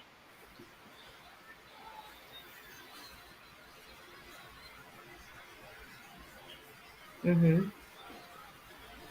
Yeah, and stop putting other women, non-black women, on a pedestal. Stop big upping her and dragging us down. What are you talking about? Huh? What are you talking about? Oh, you know how they be.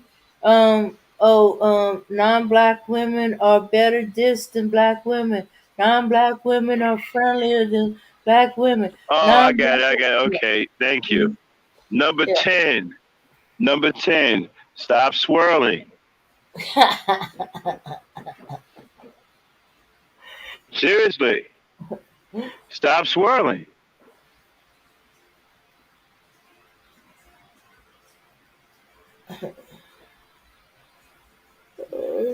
Those are just a quick 10. We can keep going. Shoots, that used to be the one that brought him out the woodwork. What you mean, stop squirreling? You're blank policing. You can't say How about number you're attracted to. how about number 11? Take care of your kids.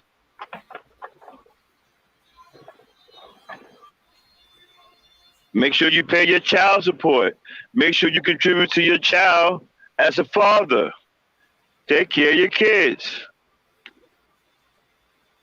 And that goes back to them. She won't let me be involved with my kids' life. She won't let me be a father. She won't let me do this. Child support, child support. All she wants is child support.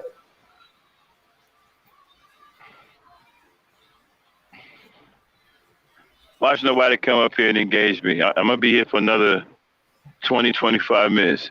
Watch nobody come up here and engage me by any of these solutions. Camera stage video says no sex until marriage. Well, I don't think sex is the problem. Okay, it's the mentality of the people having sex. That's the problem. You see, because if you are a procrastinator, Uh-huh. doesn't matter if you're having sex or not. Wow. You're going to be a procrastinator if you don't have sex. You're going to be a procrastinator if you have sex. If you are irresponsible, it don't matter if you have sex or not. You're going to be irresponsible while you're not having sex. You're going to be irresponsible if you're having sex. If you are an excuse maker, it don't matter if you're having sex or not. If you're a deadbeat dad, it don't matter if you're having sex or not. If you're a deadbeat, you're going to be a deadbeat while you're not having sex, and you're going to be a deadbeat when you're having sex. And you're going to be a deadbeat after you have sex.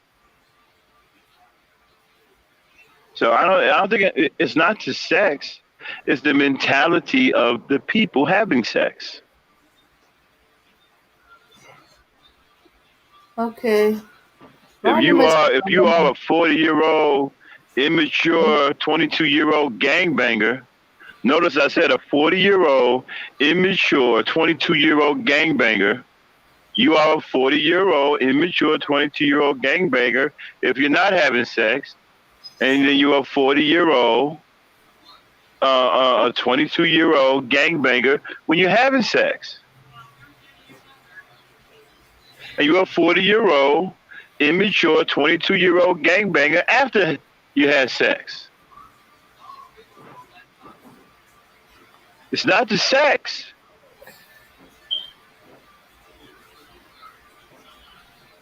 Okay. If you take two people who are getting ready to race, right, and you got one that got a souped up car with a monster engine in it, right? You take another person that got a pretty fast car, but not as well built as the one they about to race. But when they race, the one with the junky looking car beats the other one by a country mile. Why? The one that lost had the better car. Why? Then you want to answer that one? Want to take a crack on why the person with the better car lost? Because he still had his brakes on?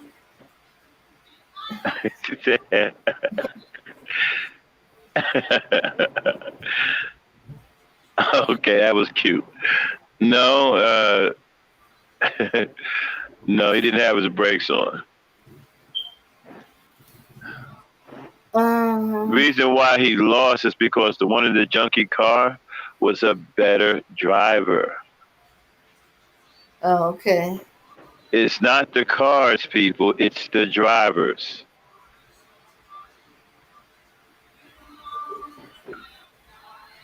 Now, switch the cars with sex. It's not the sex. It's the people having sex. It's the drivers of the car, not the cars themselves.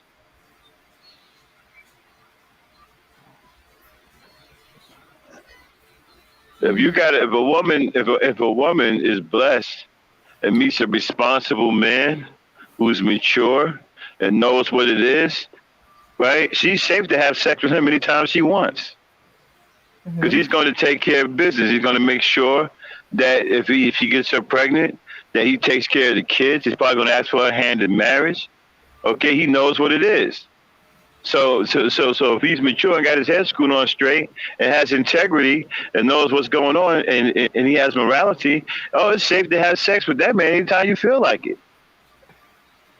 Because you are guaranteed a good man if you get pregnant. You're guaranteed a good father if you get pregnant. Mm-hmm. It's the ones that you shouldn't have sex with are the dumbasses that are talking about pump and dump, the ones that are unsure of themselves, the ones who have unstable mentalities, bad tempers, poor work ethic. Ladies, do not overlook a man with a poor work ethic. Do not overlook that. That is important. If your man has a poor work ethic, he will eventually end up living off of you. Pay attention to that. So these are the things that they don't tell you to look for in men. Look at the work ethic. If he has a weak work ethic, he will eventually end up living off of you. These are the type of guys who give up on working. So if the man that you with, if he got a terrible work ethic, he don't even like going to work on time, stuff like that, you need to keep it moving. Because you're going to end up with a grown-ass child. Because eventually he's going to lose his job because he don't want to be there because he's got a terrible work ethic. So eventually he's going to lose his job. He's going to come home, yeah, baby, I just lost my job. I'm going to need you to hold it, take care of me for a couple of weeks until, I get my act together. Couple of weeks, and you be like, okay, babe. Couple of weeks come, he ain't got no job. You step to him, he tell you the same story. Couple more weeks come, he still ain't got no job. He don't plan on getting one. He doesn't want to work anymore because he had a terrible work ethic to begin with. Okay, it's a chat, Dane.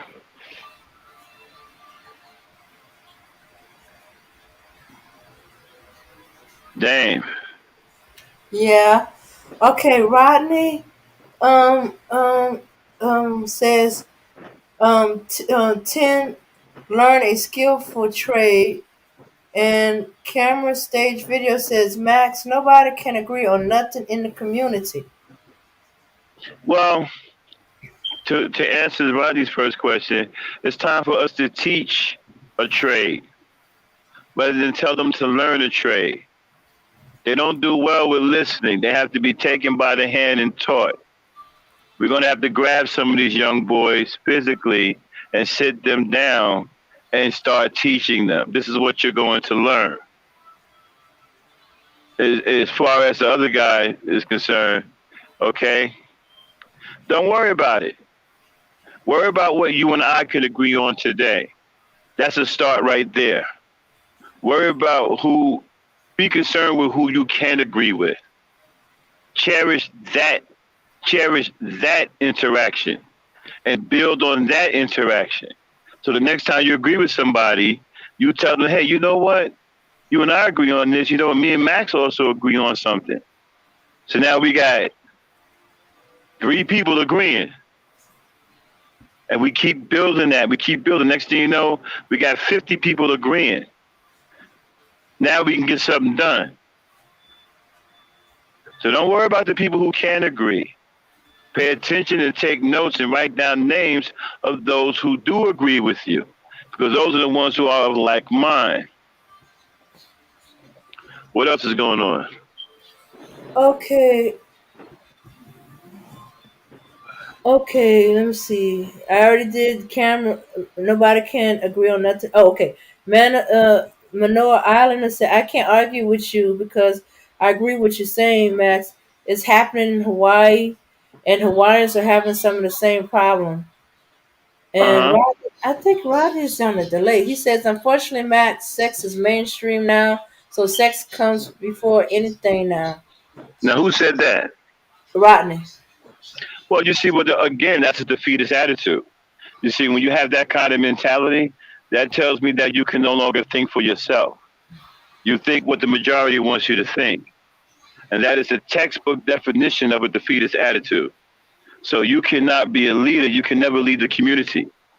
No one should follow you because you're being led. You're following someone else.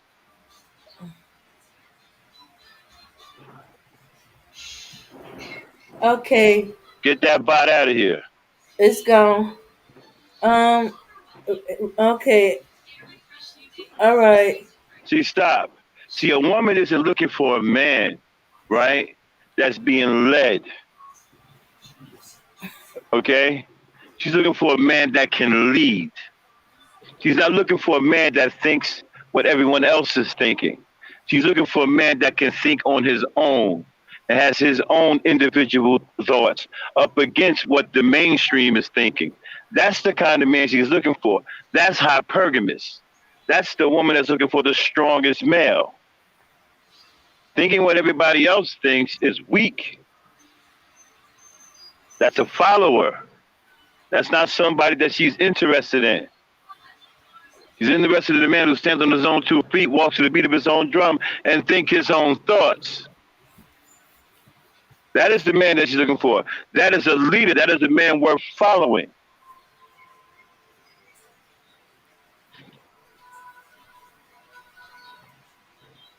Dave? Mhm. Okay. All right. Let's see. Okay. What if the black woman don't Get have a that choice bot out to of here. do? Somebody get that bot out of here. It's gone. It's gone, Max. It's gone. Okay. Hold on 1 second. I'll be right back, y'all.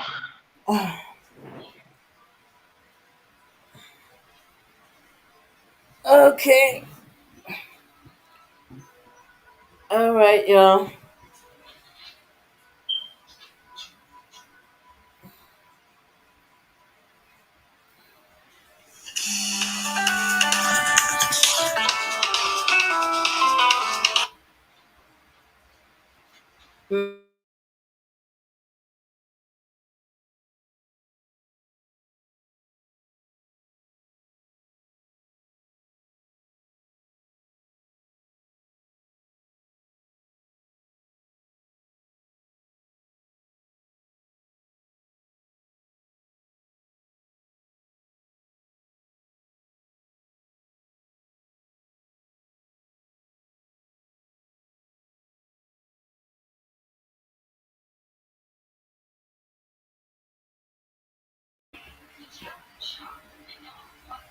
Okay. So, okay, let me put the link in again in case somebody wants to come up on the panel and have discussion.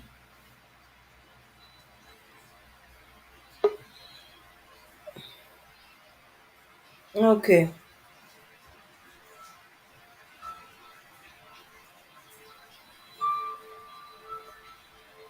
Okay, so where were we at?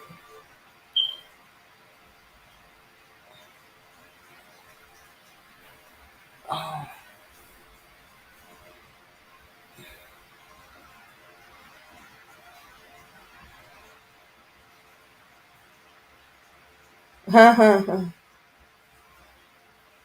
Okay,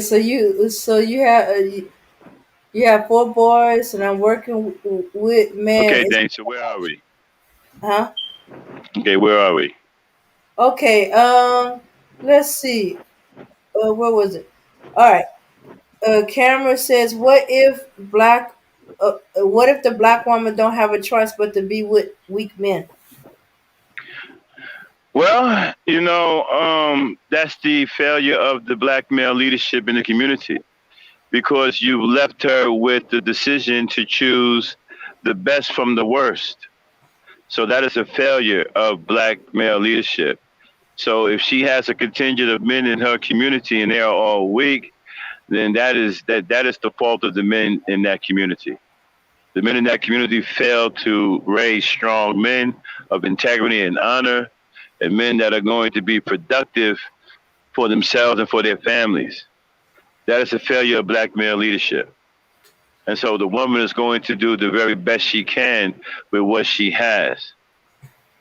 And unfortunately, the men in that community have left her with no other choice but to choose the very best from the very worst.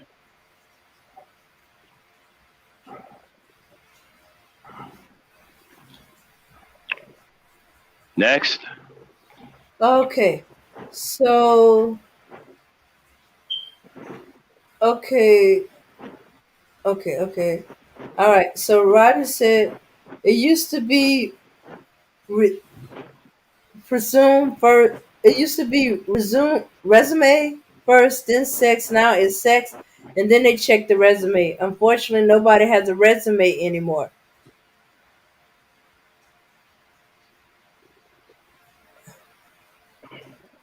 Next. Okay. And then he says, I know what you mean. I have four boys I'm working with. Man, it's a challenge. Okay. Okay. Challenges should be exciting for us as men. We should crave and love challenges. Challenges give allow us to be useful. We are not afraid of challenges. We love challenges. Raising our boys to challenges is something that we embrace. You know, we embrace the challenge. We smile at challenges. We're men. We're built for conflict. We're built to solve problems. That's what we do. You know, we got to get back to the old school teachings. The old school teachings still stand. You go out, you create your resources. From your resources, you acquire adequate transportation. Adequate transportation will lead you to and your resources will lead you to your first homestead, right? Once you get your first homestead and a little bit of money in the bank, then you go out and sell yourself to the woman by courting her. Because now you have somewhere to bring her back to so she can nest in environment. And once you have your woman properly nested in environment, then that allows you to complete the structure of manhood by becoming a protector, putting things in place to raise children, getting other resources involved, acquiring, other things such as businesses and land. You understand what I'm saying? Uh-huh. These teachings are still master teachings and they still work and they will forever work as long as there are men who are willing to practice these teachings. Remember, women nest in environment. It is up to you as a man to create a salubrious environment for your women and children to thrive in.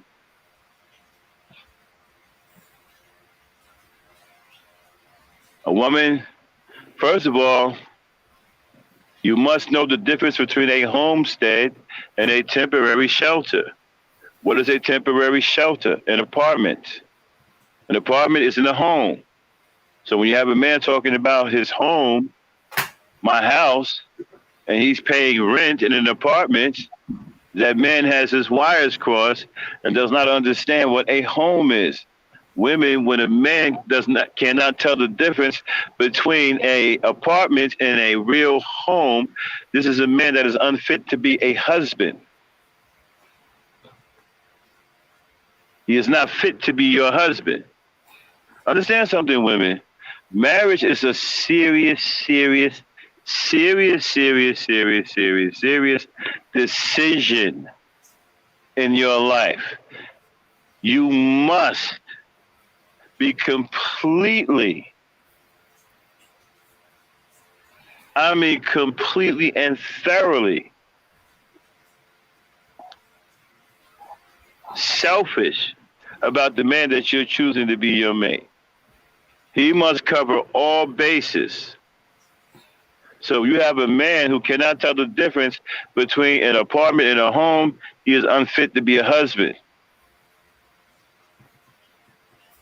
You need a man who understands what it is.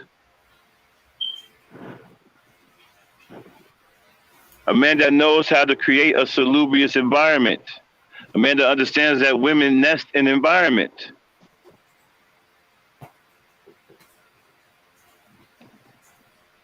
This is the kind of man that is fit to be a husband and a father.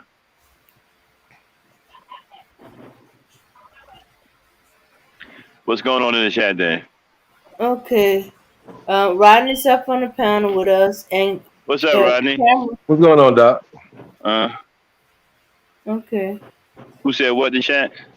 Cameron says my cousin's wife won't let him lead the household. Is that healthy? Your cousin's wife won't let him lead the household? Is that what he said? Yeah. Well, then what is he doing in that marriage? And what do you mean won't let him lead? Women don't let you lead, you lead. I was just about to say the same thing. Yeah, I don't understand about That's how he's organized his home. You might be looking at it one way, but is this what the cousin really saying, or this is how he feeling, or this is what you seeing? Right. Are you seeing that, Cameron, or is that what he actually telling you? Right. It could be totally different when the door's locked. Yeah. Won't let him lead the house. I don't even know what that means. Okay. Now he says he really loves her. Oh, that's the answer to the question. Why is he still in the marriage? Okay. He can love her and still be a leader. I'm still not. Nothing is clicking still. If you are a leader, you lead. A woman doesn't stop you from leading or getting in the way of that. If you have a woman that's interfering with you being the man, that's not a woman that is fit to be your woman. See, fit and unfit works for both sides. I know you hear me talk about men being unfit, but there are also women who fall in that category as well. If a woman is jumping and impeding your progress as a man and she's interfering with you being a natural man, that is a woman that is unfit to be your woman. And you don't give a woman that, like that, your time and attention. You keep it moving. Because there are things that you have to do as a man that make you a man. Just like there are things that women do that make them women. And if she's trying to interfere with you being a man, you need to keep, no, you don't want, no. She's unfit to be your woman. You don't get in a relationship with a woman like that. She'll never let you, she'll always contend with you and challenge you to the point where you might have to put your hands on her because she'll get into your chest that deep.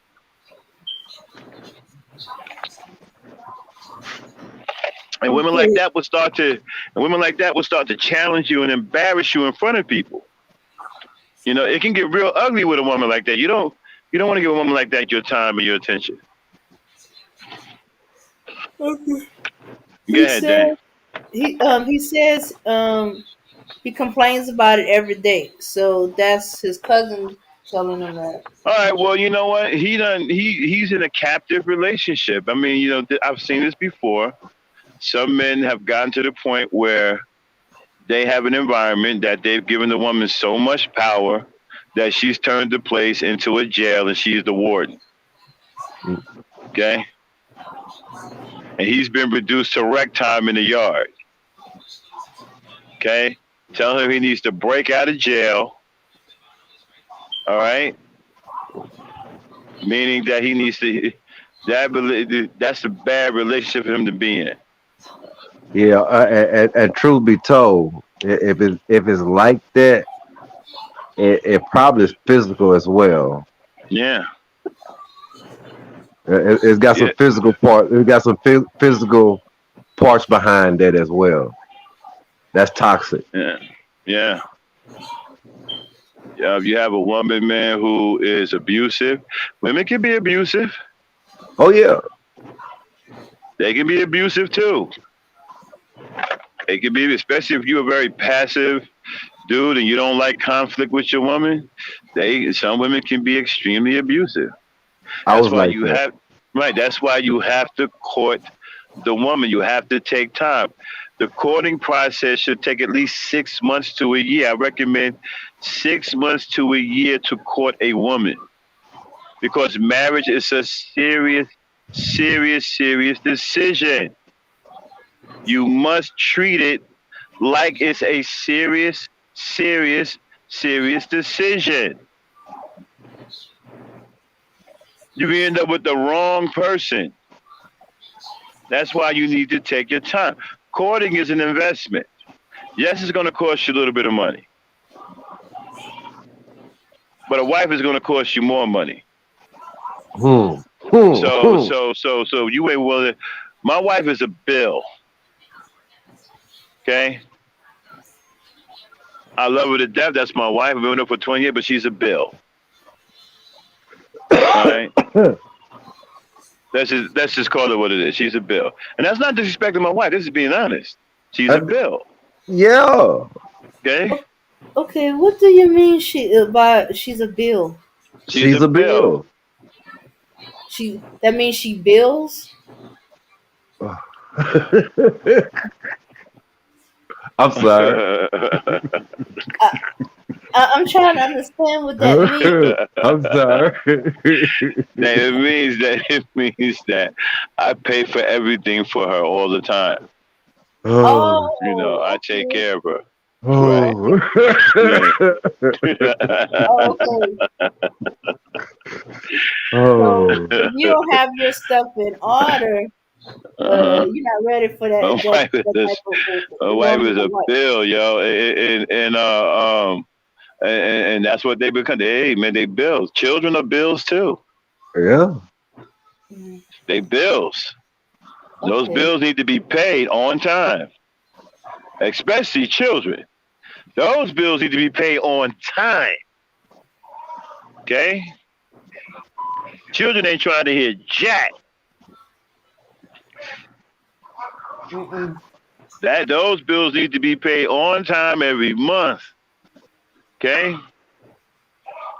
So, yeah, and your cousin dude, he needs to get out of that relationship. That's a bad relationship. I recommend courting 6 months to a year. And you can tell, listen, if you're worried about spending too much money, you can see traces of bad behavior and bad mental within the first month. If you want to take it a little bit longer just to make sure, you can go like a month and a half. But don't ignore what you see. Don't ignore what you uncover. Okay? If it looks like that, it is that. and you're gonna see it through family members before you see it through them. Exactly. And you back out of that, like, okay, this ain't for me. And you thank her, appreciate your time, but this isn't for me. Okay? You know, if you want to do the whole thing, it's not you, it's me thing, you can do that too. Baby, I can't do it anymore. Hey, it's not you, it's me. You know, I'm not ready for this. And back out gracefully. And go find another woman and start courting her. You may go through 2 or 3 women before you find the right one to court. Before you find one that's going to make it through that 2-month process. If she make it past 2 months, that's good. You're still not out of the water yet, but that's good. Okay? That's good. But court, it's not about pumping and dumping. You'll never have a relationship talking about some pumping and dumping and you know all that retarded shit. Okay? Marriage is serious business. I've always said this. Marriage is for strong men. Weak men shouldn't get married. Weak men are unfit to be married. Marriage is for strong men. Grown ass men get married. Okay? So you one of these bums when you're talking about some pump and dumping, you ain't marrying nobody. You're not husband material. You out here, you 40 years old, dressing like a 22-year-old gangbanger. You're not husband material. Your mind ain't even in the right spot. Understand what I'm saying? You know, you gotta be it takes a grown ass man to take care of a women and children and provide a stable household and protection and provisions. A grown ass man, mature man. Not some punk running around here talking about some pump and dumping these bitches, pump and dumping these hoes. Hey, I don't want to end up getting that song stuck in my head. Yeah. A grown ass man got shit to do. He's got a house to take care of. He's outside chopping wood, whatever, for the winter. He's maintaining. If he's got animals, he's dealing with them. If he's got a small farm, he's also a father to his children. He's teaching his boys, his girls. He's maintaining his wife. That's a grown ass man. Okay? And only them kind of men are the ones who should be getting married.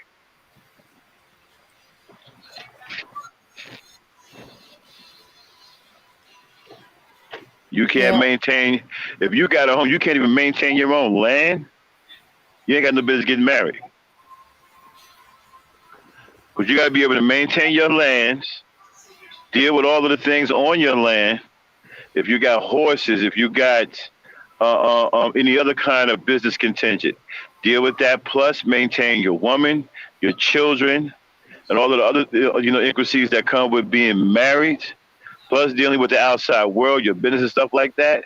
Only grown men can handle it up like that.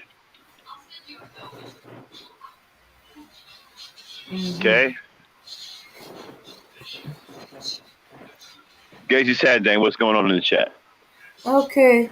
Well, Cameron was saying he's really weak and in love. And then as you was talking, he said, I agree. Well, I mean, there's nothing wrong with being in love. There's a big problem with the weak part, though. Mm-hmm. Okay? That's the problem. And, it depends on the type of woman you have. See, there are abusive women out there, too. And if you're weak, they'll play possum until they get you right where they want you. Once they get that ring on their finger, they got you. And they know you weak and you ain't going to do this and that. And they're going to push it. They're going to test you. Next thing you know, they're going to be abusive to you. Women like this can end up beating on you, believe it or not. I'll bullshit you not. I could pull up receipts where there are a such thing called battered husbands. How many of y'all know that there are battered husbands out there? Women beating the shit out of their husbands. Have any of y'all ever seen that? I I can pull have. receipts up on that. That'll shock the shit out of these dudes getting their asses whooped by their women. I've seen it in person. Yeah. And you don't hear nothing about it. See, it's different for men. Men can't really express it because then they're gonna be looked at as, man, you getting your ass whooped by your woman, you're a weak at it. It's different. So you don't see it. It's not in mainstream. It's not publicized like that. You got to go find it. But it's out there. There is a such thing as battered husbands. I've seen it, man. I've seen some dudes getting their ass whooped by their women. I'm talking about black eyes busted, not getting their asses whooped. I seen one get shot. She Man, shot him. she Shot him didn't in the kill him, did she? arm. No, shot him in the arm. But she Yeah, shot him. yeah. The heck, what you say? He's stupid for staying in that relationship. That's dumb, man. He pulling out weapons. He shooting you, man. You better get the Yeah. hell out of there. Shot at him at the sitting at the kitchen table. Man. Well, I didn't actually see it, but very strongly suspect. It because he left his house I'll be right back, and y'all. went to stay with his father, saying his father needed him. His father was getting older, but his father was still able to, take care of himself. So it looked as suspect, but we figure it's the way he was saving face. Because some of the people who live in the neighborhood was like, they got into a big argument, and from the sound of it, she might have been beating his behind. Well, that's actually they use that other word, but I didn't see any bruises on him. I did see him. Yeah. Because he came to the church because his children were in the choir, and he was he was there to be the parent, the be there.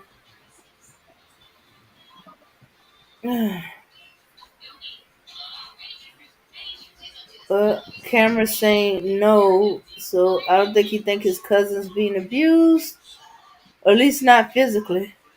Right. Well, That I, that he knows of. And yeah, Nisha, there there there really is a song out there. It's on YouTube. what's that?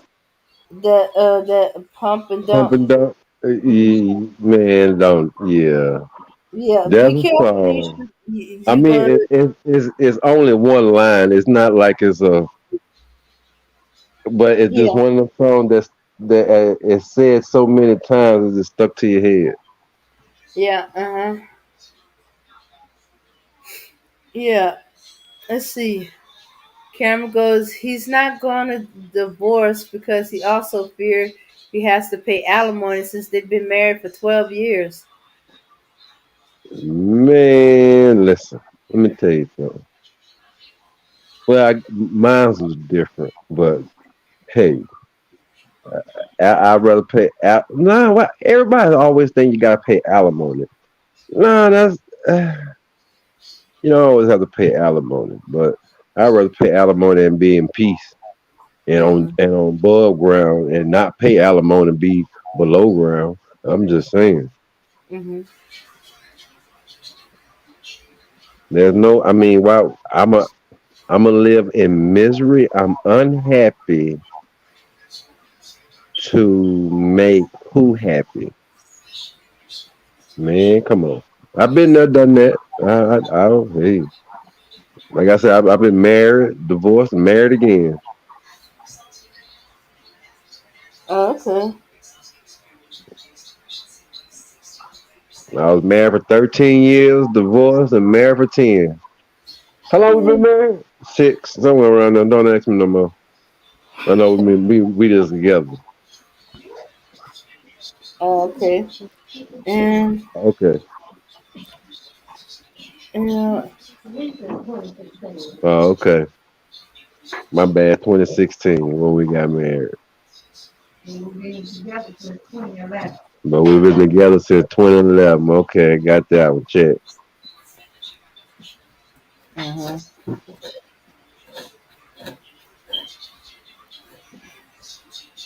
uh, he said it's cheaper to keep her. He been listening to the blues again. Man, it is cheaper to keep them. I wish I'd have kept the first one. I lied to you not. I'm just saying. Yeah, for about 18 years. Ooh, Lord Jesus. It's cheaper to keep her. Until the But last one gone. if it comes down to being alive and paying to be alive, you know, you better pay to be alive and get out of there. But I wouldn't change nothing in the world. I'm glad I did. I pay it all over again.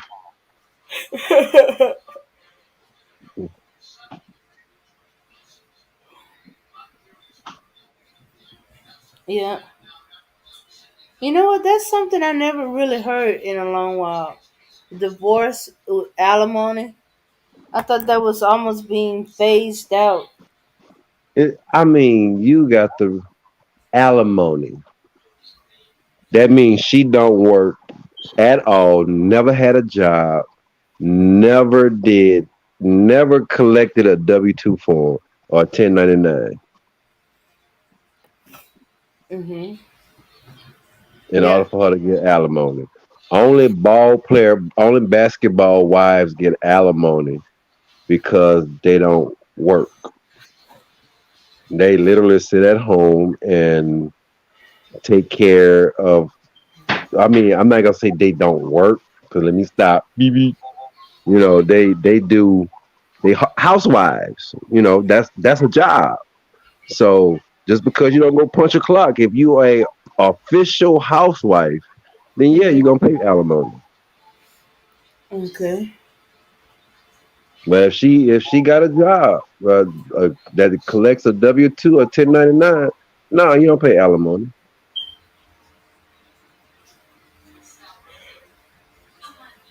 Well, I don't know how it is for the men, but I know of a woman that was so abused that because she never worked, like you said, she could get alimony, but he gave her Yeah, so much hair over the alimony. She said it ain't worth it. I don't want the alimony. Keep the freaking alimony. Just stay out of my life. Leave me alone. I don't care.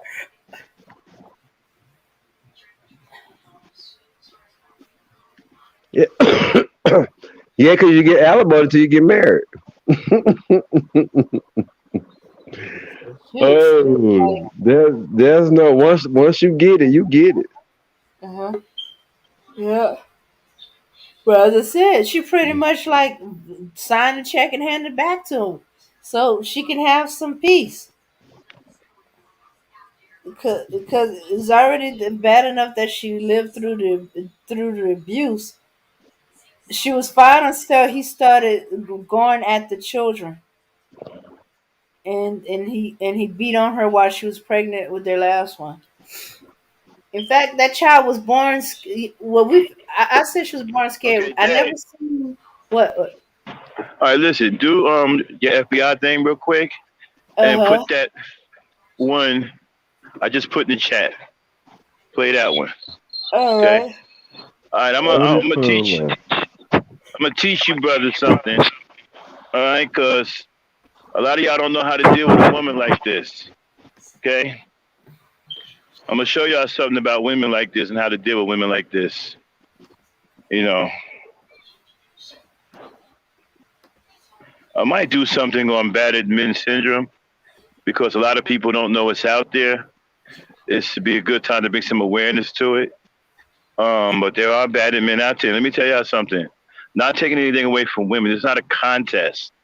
Someone being battered, whether they're a man or a female, is fucked up. Okay, but we never hear the male side, right? But the men take so much abuse. The men get it even worse because they're men, because they're stronger and they can handle more punishment.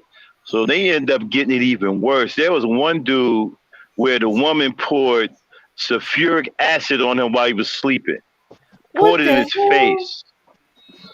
He ended up ultimately dying because his wounds, like sulfuric acid, can fuck you up. Right. Okay. All right. So he never really recovered, and I don't know if she went to jail or not, but he ended up dying anyway. It took him a while to die, but he was in pain the whole time. I think he ended up dying like 6 months later, something like that, from complications from pain or whatever. But she was so abusive that she poured a small bottle of sulfuric acid in his face while he was sleeping, blinded him for life, and it burnt his face, melted his face, and he was just absolutely messed up from that point on. Let me know when you got it, Dane. All right. Okay, let's cover our bases with the fair use. Gotta put it on screen. Okay, it's done. Okay, I can't see it, so I must be frozen. I'll be right back. But go ahead and play it. All right. This channel may contain content not authorized for use by its owner. However, according to Section 107 of the Copyright Act the United States, the fair use, I repeat, the fair use of copyrighted works for purposes such as criticism, definitely, comment, assuredly, news reporting, only for those who don't know, teachers, we're going to learn something new today. Scholarship or research is not an infringement of copyright. Okay.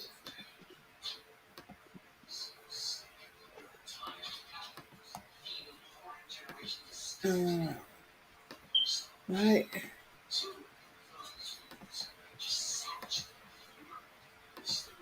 All right, here we go.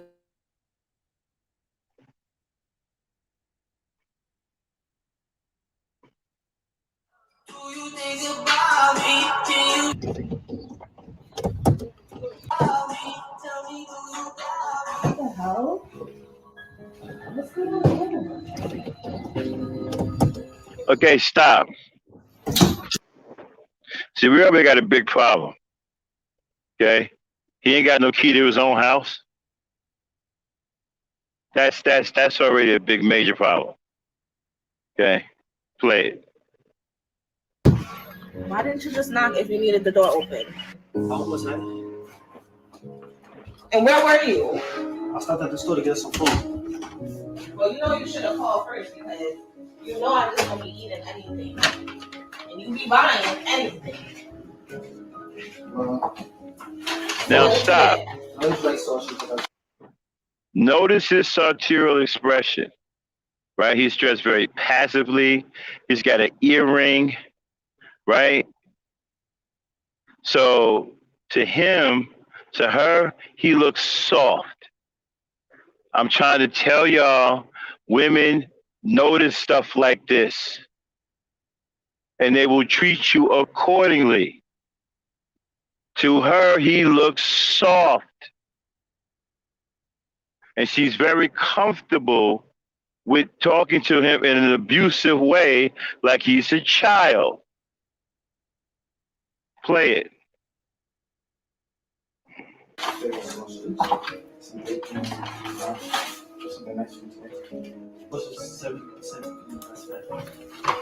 Bacon, sausage, and it's plant-based. I thought you said you was making spaghetti tonight. I can make this spaghetti.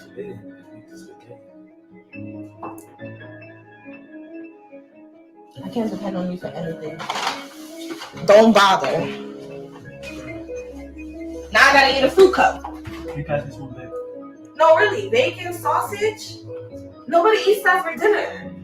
You should know better than that.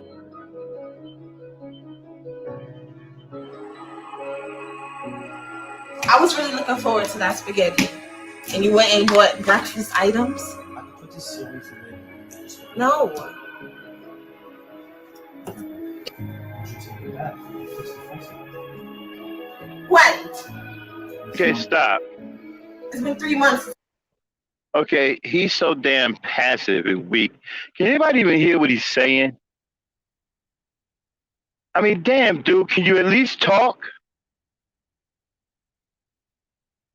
Play it. I've been telling you, fix the damn faucet. What do you eat?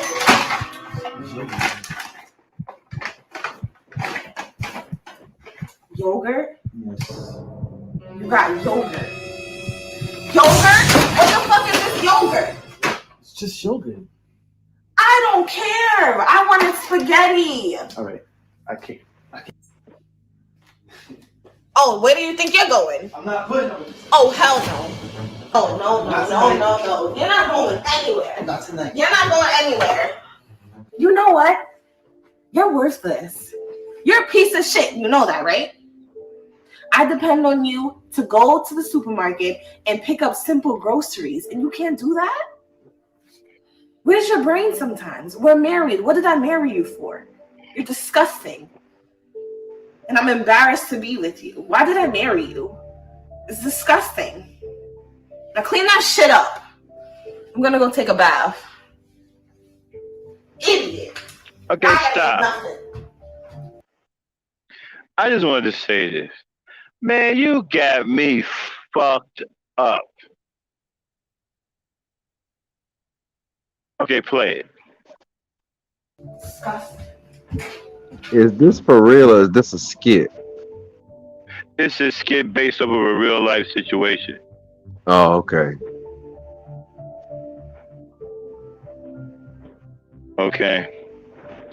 Okay, then get up. Man, you got me fucked up. Are you kidding me? You couldn't and how did she make it to marriage? Man. It's kind of obvious he was attracted to her looks, and that's it. Got me fucked up. And This isn't the first time she's acting like she's comfortable. That means she's been doing this for a while now. She been doing this since they first met. Yes. Nigga, and you still married her? Tell myself clean that shit up. Man, you hey,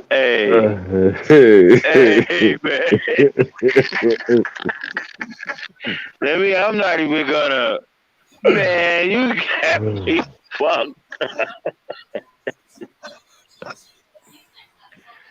Damn. That was bad, man. That was bad, man. But you know, guys, a woman like that is gonna show you what she is from the dough. Because look, I'm telling you, your expression, the way you dress, the way you talk, women pick up on that.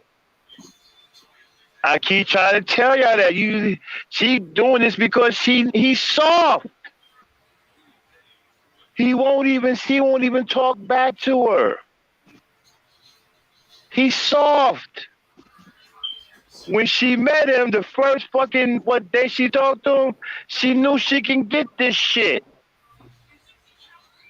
It don't take them long to figure this shit out.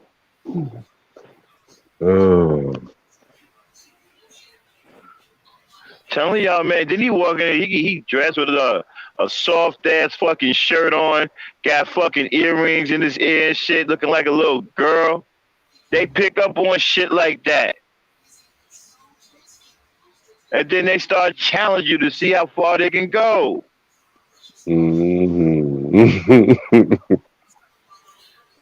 He challenged this nigga in the beginning, and he failed the challenges. And she was on his ass from day one. I ain't gonna lie, I ain't hear nothing he said. No, nothing. But it's I, just sausage. I'm asking y'all, like, well, what did he say anything? Yeah, he said something about he can make the spaghetti with the sausage and the bacon. He can make the And spaghetti. that is yogurt. And let's see. And he talked about he went to the store. First of And, all, first of all, y'all married and you ain't got a key to the house. How the yeah, fuck are you? How the fuck are you having trouble getting to your own house? Hmm. I mean, dude, you just came back from the store and you don't have a key to your own house, man, dude. what's with the dangling earring? I I seen them mean, earrings before, but they don't usually wear dangling ones. It's usually the be, studs. because he is weak. He's soft.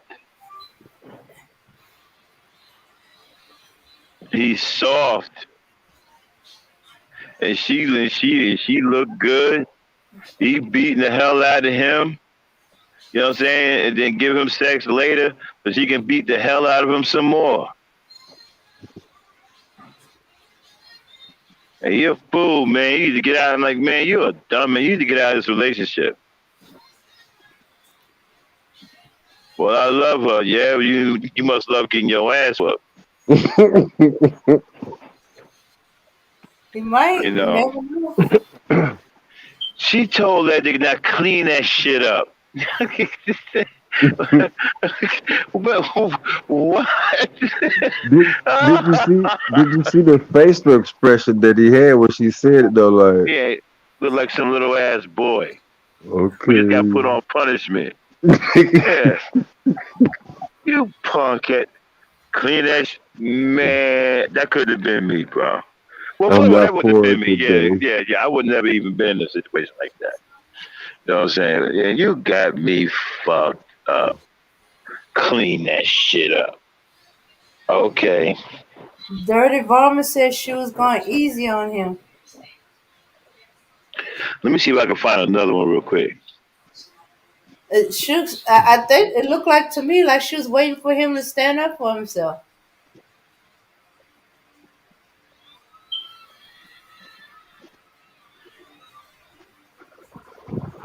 Oh, And Cameron said my cousin said he doesn't like conflict with his wife.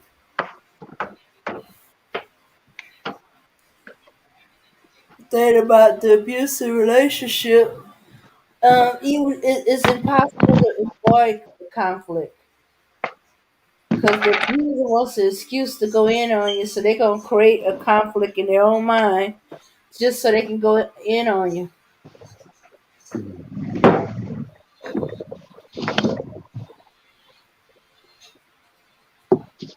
Yeah. Hey, Rozzy, long time no see. Yeah, but yeah, I heard of it. It's not always spoken of, but it's usually no. I forget. A few of them cute girls can fool you, but it usually be that she's bigger than him, taller than him, and more aggressive. Like there's one where this woman they were in a public place and she was chasing him around a car.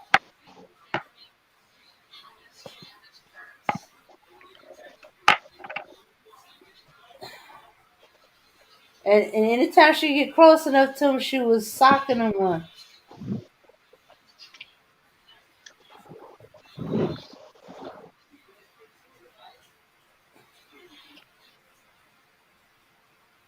Yeah. I was like,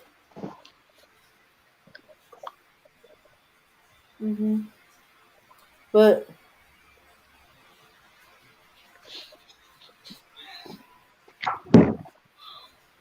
so,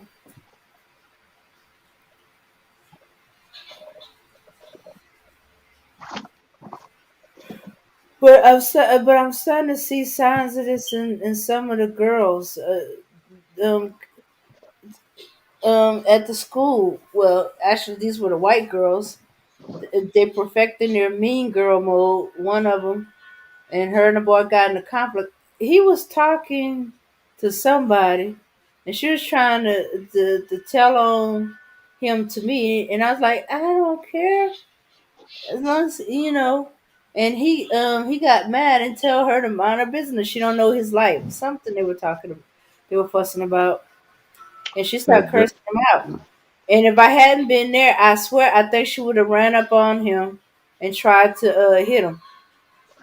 She the had that look sign, on her face. the the signs of a aggressive person. Hmm. They're always trying to size somebody up. They're always trying to push on you, uh, grab on you, kind of play, fight. That's why I say you shouldn't size your mate up. Stop play fighting. If you got a person that want to play fight with you, when aggression kicks in, your body don't know if you playing or not.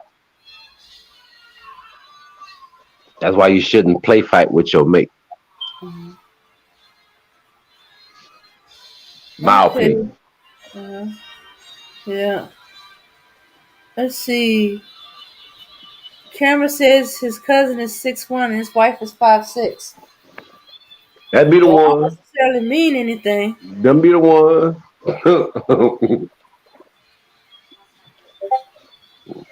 That's normally how it goes. Uh,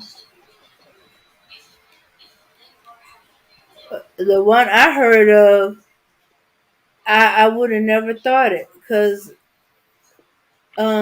but Um, but there was something that was talked about that made sense to me.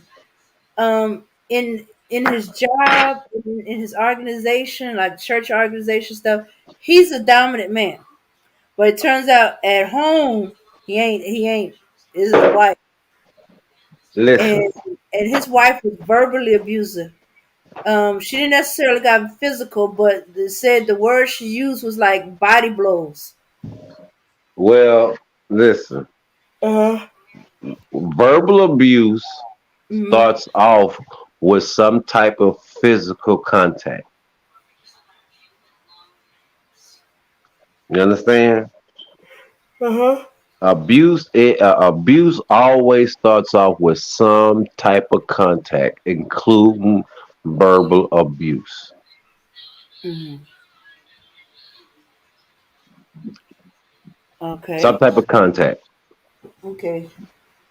So they just didn't see it, You and they just couldn't right. imagine it because he's like six. He's like 6'4", solid muscles. You know, what they call a man's man, and she's like this little, look like this little bird of a woman, especially compared to him. But they were shocked to find out how passive he was with her and how verbally abusive she was to him. Because she's one of them women you didn't think butter would melt in her mouth. Man, listen. Hmm. A TNT firecracker is only Hmm. 2 inches long, but it'll blow your hand off. Okay, Hmm. so same thing with some women. Hey, it's be a lot of packing that little punch. Man, hey, I'm just saying. Them be the Okay, worst Dane. ones, the little ones. Okay, Dane, pay that last one I just put in the chat. Okay. All right.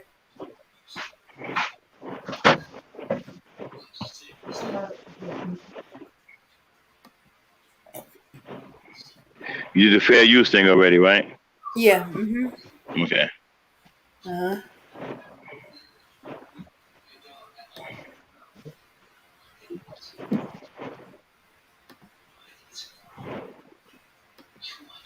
Somebody get that bot out of here. All right, they got it. All right, here we go. Change. Okay.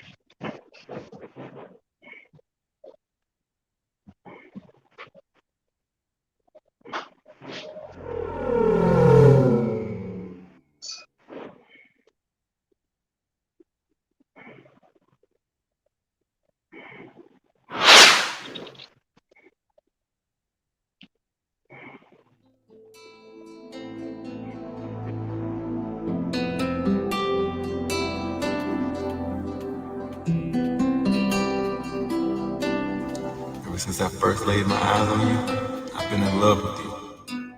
And I can't imagine spending the rest of my life without you. Tamika Sanders, and you married me.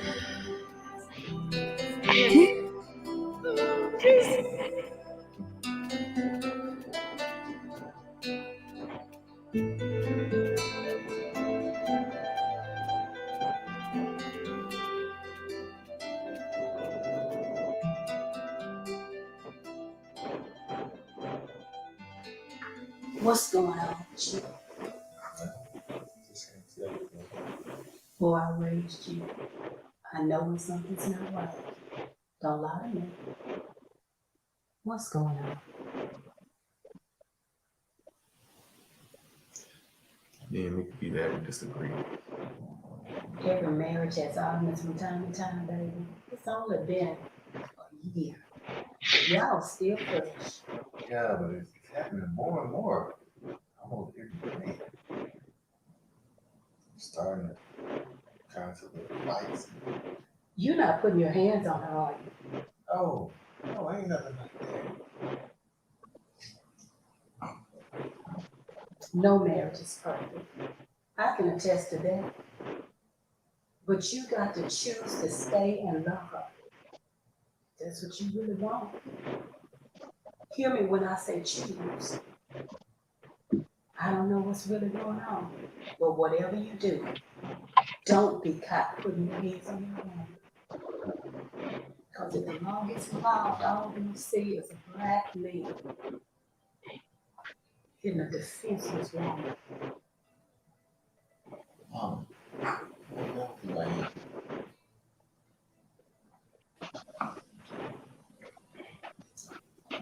I believe you so. But I want you to remember this. As a man in a marriage, sometimes you have to take more, put up with more to keep your wife, your family happy. I am proud of you, son. You have grown into an exceptional young man. You a great husband. Okay, stop for 1 second. Stop for 1 second. All right, did she say to him that sometimes he got to take more or something? Yep. What did she say? Okay, he's got to take more and put up with more to keep his wife and his family.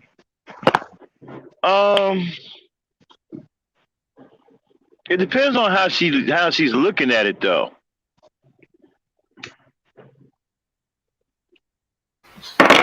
Well, she probably don't know he's being abused, so she's coming at it from some other angle.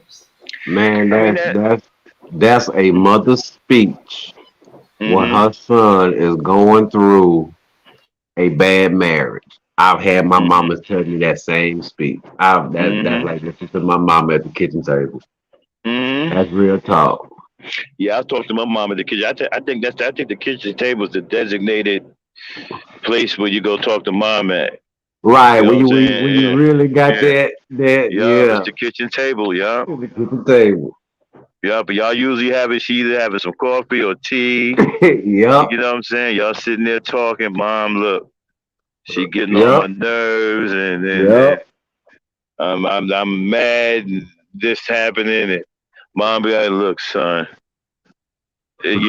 marriages are not, always peaches and cream. Sometimes, I mean, if you like you said, it's the mom speech. You know what I mean? Go ahead, play it, Dan. me. Best grandmother this world has ever known.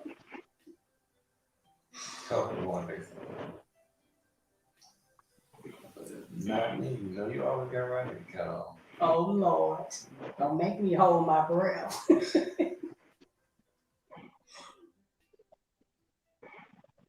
Thank you, Officer, but everything is fine. Y'all have a good night. Okay, man. Have a good night. Thank you. Don't hesitate to call if you need me. Okay.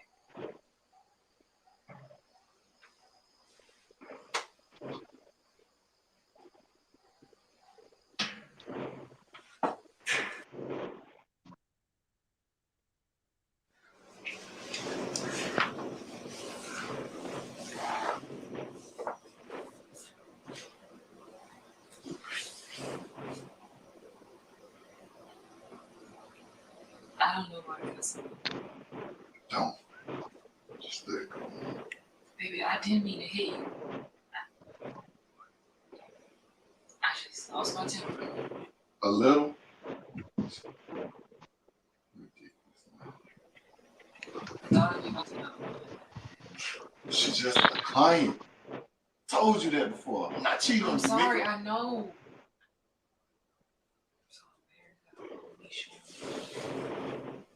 It'll never happen again. I promise. I'm so sorry. Okay, stop. All right, this is a tough one, man. It's obvious he loved this woman, right? She's got a bad temper. She doesn't have any self-control. She's extremely jealous. And he's trying to find some way to make it make sense. I think, brothers, if you find yourself in a situation like this, stop trying to make sense of it and start taking it for what it is. You know, if you got kids, you need to start thinking about damage control, you know, how you're going to take care of them away from your wife, because you need to start heading for divorce. Because situations like this, they get worse. And it's going to get even doubly tough for you because you're a male and she's a female. And her violence is going to increase. And it's going to become more and more dangerous for you because you are a male. You got a lot of stuff working against you. So when it's a situation like this in the beginning, she done bust him in his mouth and all of that, you know, and he loved this woman or whatever. Because dude ain't nothing soft about dude. I can tell you that right now. Dude works out. You know what I'm saying? It's just that he loves this woman. Okay? If you find yourself in this situation, you need to start getting it together. If you got kids, start getting your mind right about your kids, thinking about how you're going to take care of them when you're not living there anymore. And you need to start getting ready to head for divorce because it's going to end badly for you. I guarantee you. And it's ugly.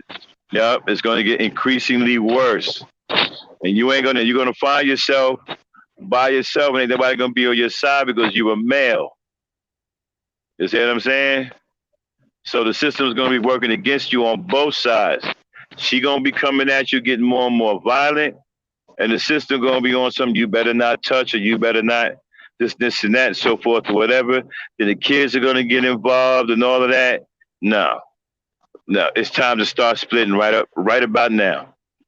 Well, also on the flip side of that, you could be pushed to an edge to where you break and snap.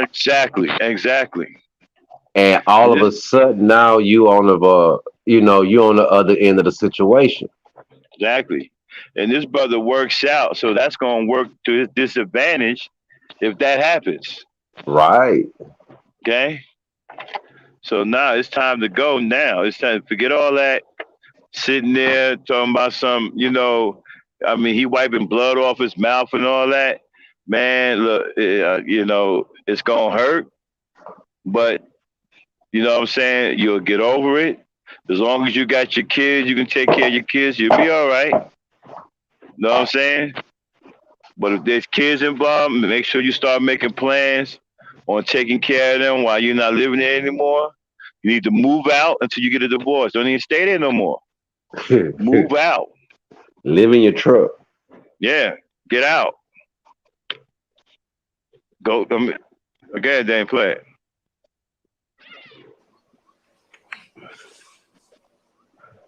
I said I'm sorry, baby. Now stop. Now you see, he's not trusting his inner feelings right now. Now when she grabbed him, he pulled away from her. Men don't normally do that. We don't normally do that. When a man is doing that, you see what I'm saying? That's a deep thing. He's got a real problem with this woman, and it's conflicting deep inside of him. Part of him don't want her touching him. The other part don't want to leave yet. So it's kind of like, what side do you listen to? You understand what I'm saying? And so unfortunately, when you go into the mother's not helping right now because she doesn't know how serious it is yet. So she's not helping. He went to her already, and she gave him the wrong advice. Okay, because she don't know how serious this is. And a lot of times guys don't know how to explain this because they've never been in this situation before. And all of a sudden here comes this woman, she beating on you and all that. You're like, wait, what the hell's going on here? I'm getting beat. I'm the man. What? And so some dudes don't even know how to explain that to anybody. So if you can't really express it, people don't know how serious it is. You see what I'm saying? So like I said, brother, you find yourself in a situation, it's time to go. You leave out, go to work, don't even come back. Call her from somewhere. Look, I'm done. I want a divorce. Okay, let's talk about these kids. I'm going to do this. I'm going to do that. And don't even tell her where you living at because you never know. She might show up and try to shoot you because we don't know how crazy she is yet. Okay. Show up at a hotel that you were in. Women that'll go upside your head. Women that'll go upside your head. They ain't right in the head. Okay. Play that.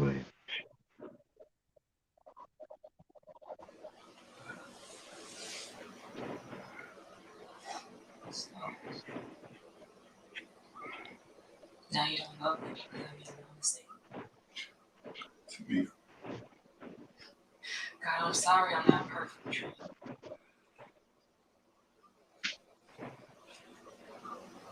So I guess you're gonna leave me now. Tamika, you know I ain't going nowhere. I love you. All right? I forgive you, okay? Just. Nah, see, hey, stop. Hey, man, that brothers, that's not the right thing to do right now. I wouldn't even go to sleep. I'd have left. I'll go to my mama's house. Yeah, I'd have been gone. I wouldn't even go to sleep around her.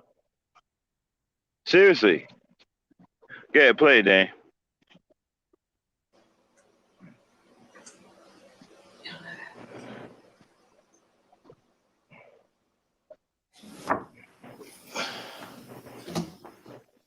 Man, it's gonna call riding.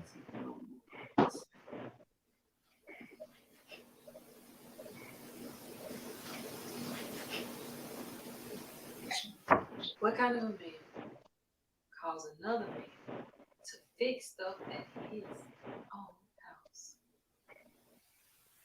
You're so useless. You can't do nothing. Look to me, I'm trying. I ain't no punk. Damn. Don't ever raise your voice at me like that again. Okay, hold on. Yeah, stop. Wait a whoa, minute. wait. Time out. Man, what the hell is going on? Hold up. Y'all niggas is crazy. Seems like the little dude on TikTok, this girlfriend beat him up on TikTok. He kept singing. I'm like, what? Play it, Dan. I'm sorry. Trent, I'm sorry. Where you going? I said I'm sorry.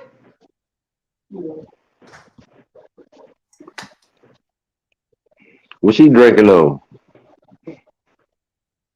Apparently some Jack Daniels. Yeah.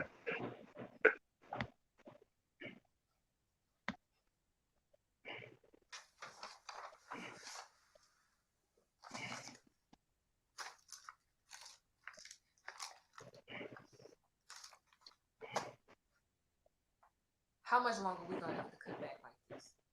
Not much longer. I just gotta get my clientele back up. You've been saying the same shit for the past 4 months. You need to man up and be the provider for this family like you're supposed to. I'm damn near taking care of everything around here. Tamika, I'm trying to get us back. Well, try harder.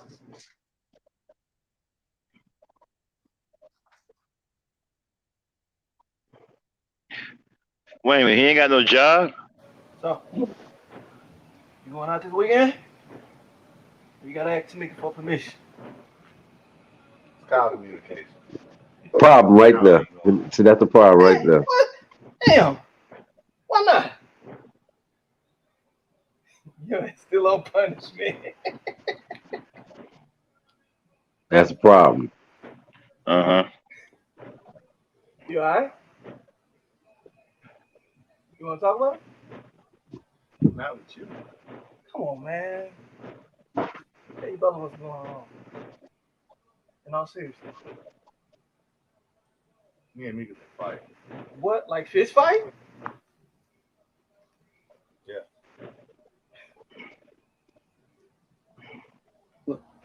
So you been beating that ass. No, I ain't hit my wife.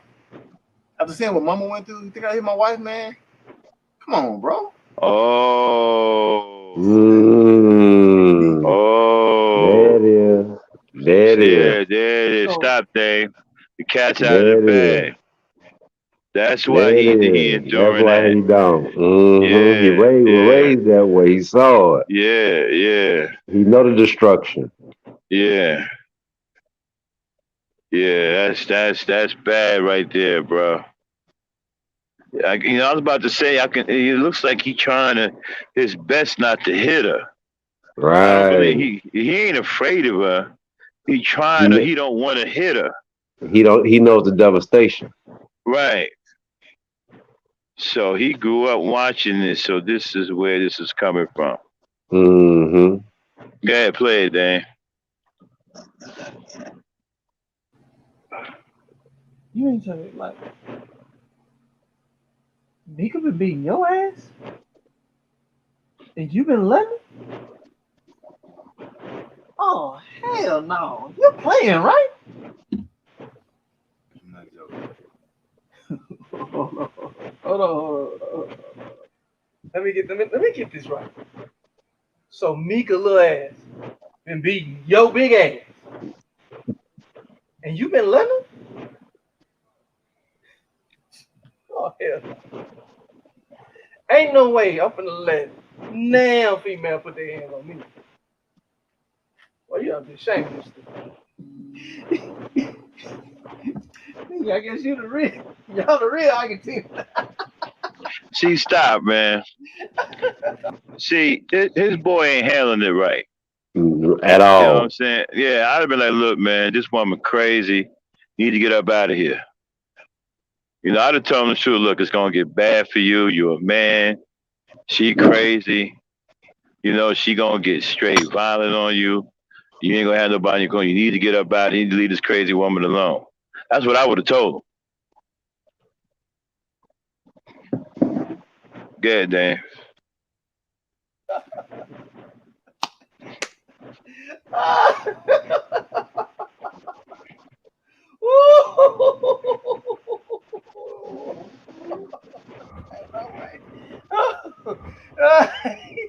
You ain't even know.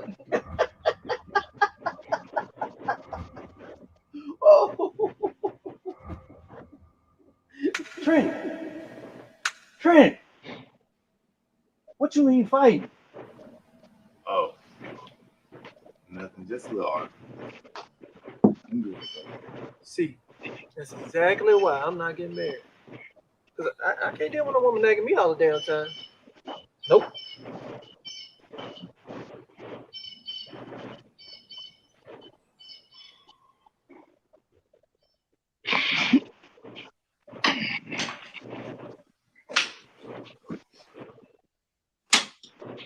Hey, handsome. Hey, You have a good workout? it was straight. You sound mad. I was just tired. You sure? Yes, nigga, I'm sure.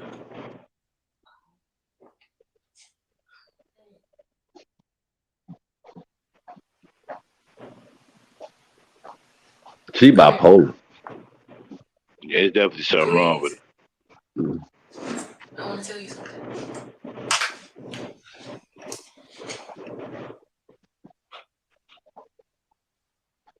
I love you so much. Things are gonna get better for us, okay? I promise. I know I have my flaws. And sometimes I think I don't deserve you, but you are the best thing that has ever happened. I don't know how I could live without you.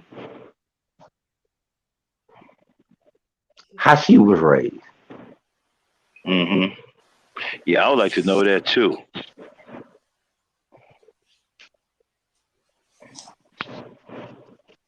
Our love is stronger than this.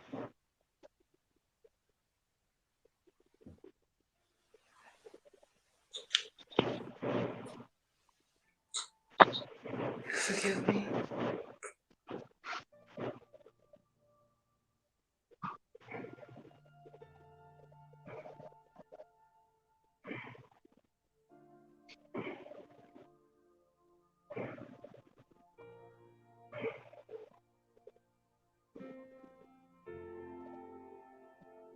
Damn.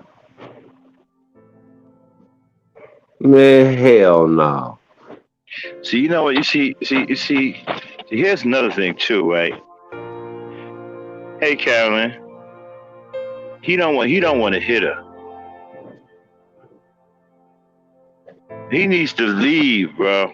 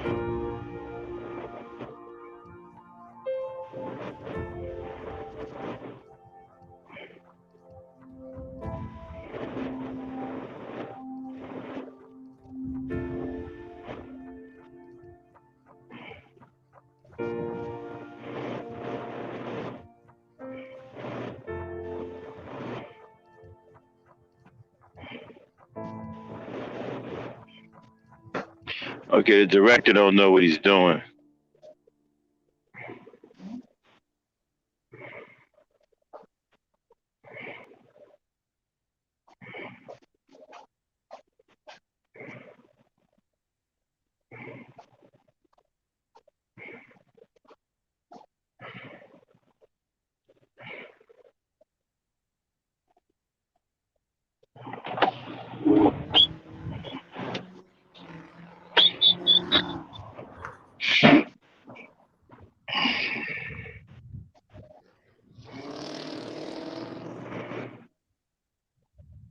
Fair use, fair use.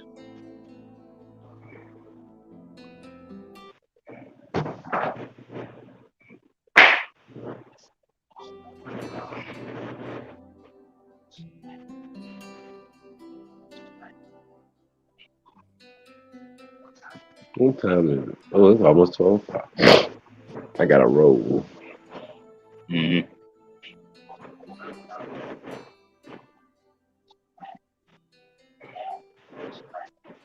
Sir, excuse me.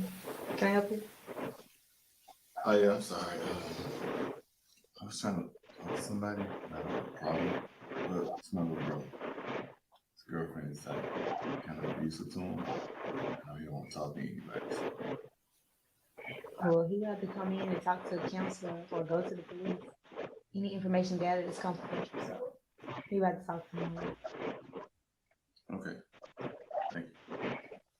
But we do have a pamphlet you can give him.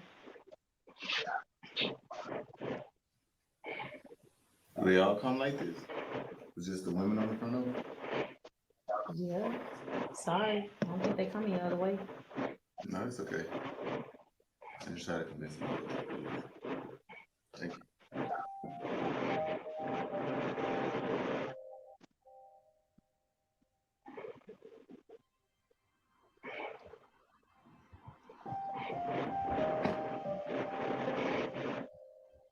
You're so useless. You can't do it. You need to man up and be the provider for this family like you're supposed to. I'm your wife.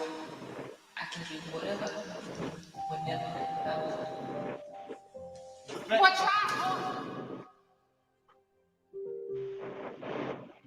You'll never have to do that. I'm so sorry.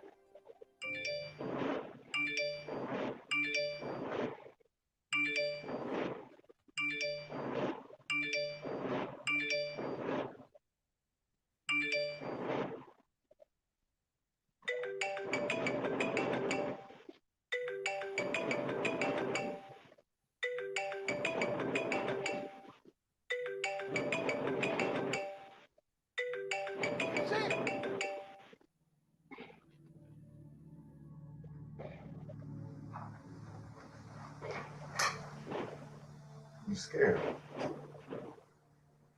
Where you been? I ran the area and I ended up almost leaving the car. You must really think I'm stupid. Why do you have on different clothes? I went to the gym too. Get your lie together. Where you been?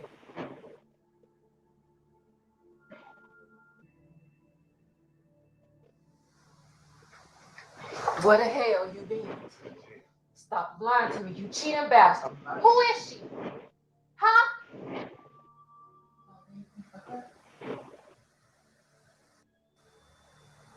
If you try to leave, I wasn't. shut up!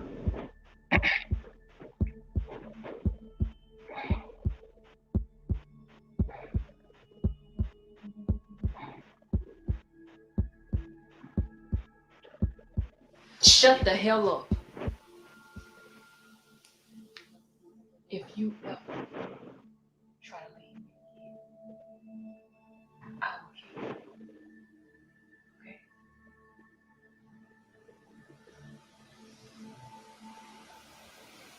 I love you. But I won't leave you to anybody. I love you to death.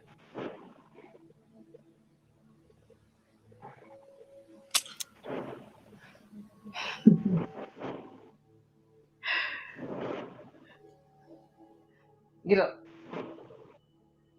Get up.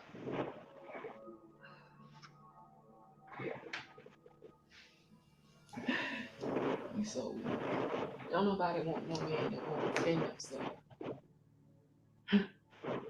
You ain't nothing like your daddy.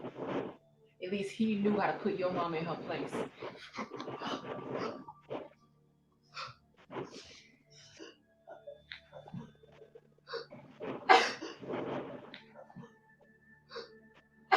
I'm sorry.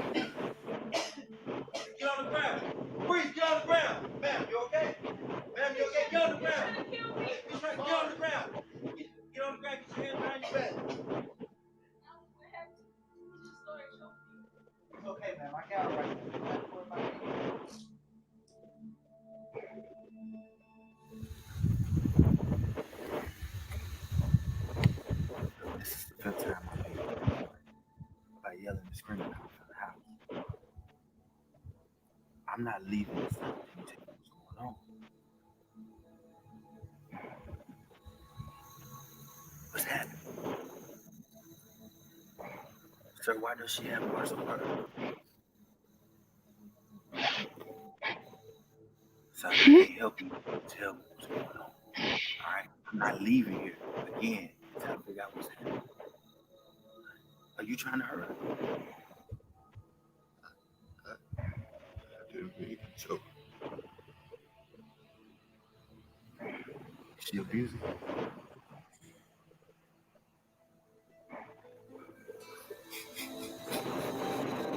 It's okay. It's okay. It's alright. We're gonna get you some help. Okay? Alright, stop crying. We're gonna get you some help.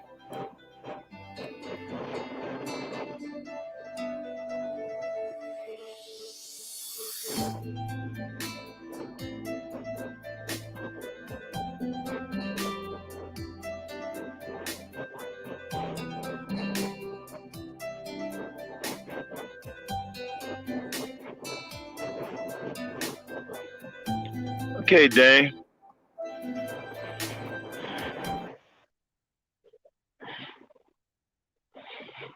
Go on, get it off. That's gonna be the last one for the night. What do you think about that, Dane? Give me your thoughts on that. Well, my thoughts on that is, if he's not working, okay,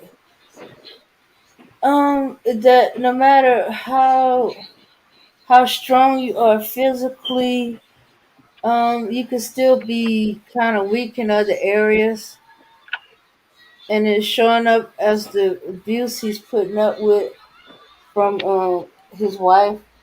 He can still Um, love her from a distance, I but don't think he's. hmm Yeah, I don't think he's weak at all why not? because he's a loving man who loves his woman, but he's just loving the wrong woman.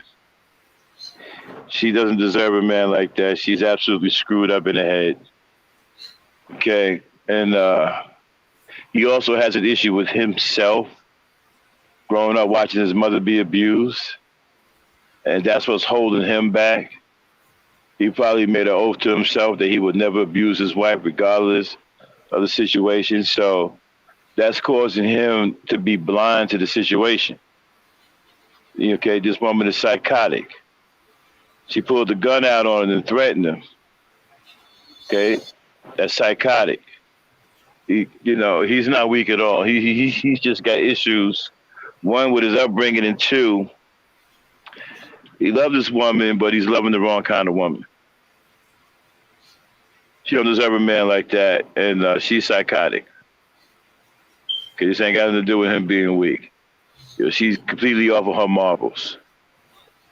And his problem is seeing his mother abused as he's growing up.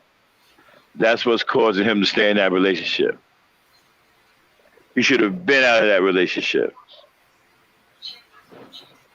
The first time she busted him in the lip, he should have been gone. A woman busts my lip, as strong as I am. First of all, I don't never had that problem. But if I ever did, I know if I put my hands on her, I'm gonna hurt her. So I'm leaving that relationship. That's the first and last time she puts hands on me.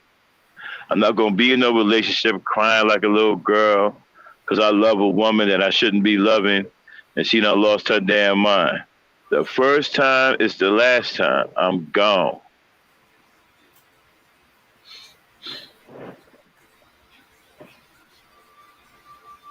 Your turn.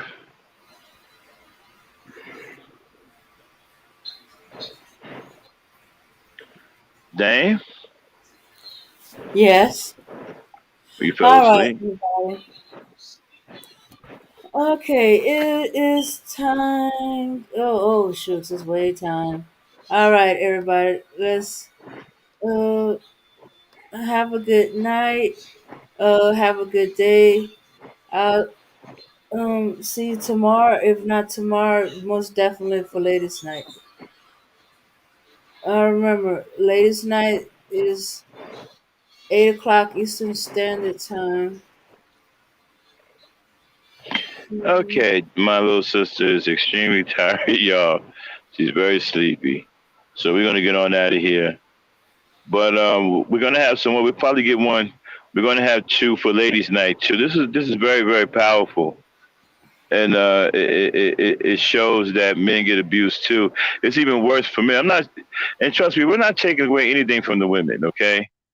But the men go through hell, and it's really, really bad for the men because simply because they are men, okay? And then in their situation, the violence can escalate to the point where they can get murdered, flat out murdered, okay? And the woman can go free. So my thing is that the first time she laid hands on him, he should have been gone. That should have been the end of it right there. But you know, we're gonna talk about it. Like I said, we might have a couple more for ladies' night. All right, then you ready to go? Damien?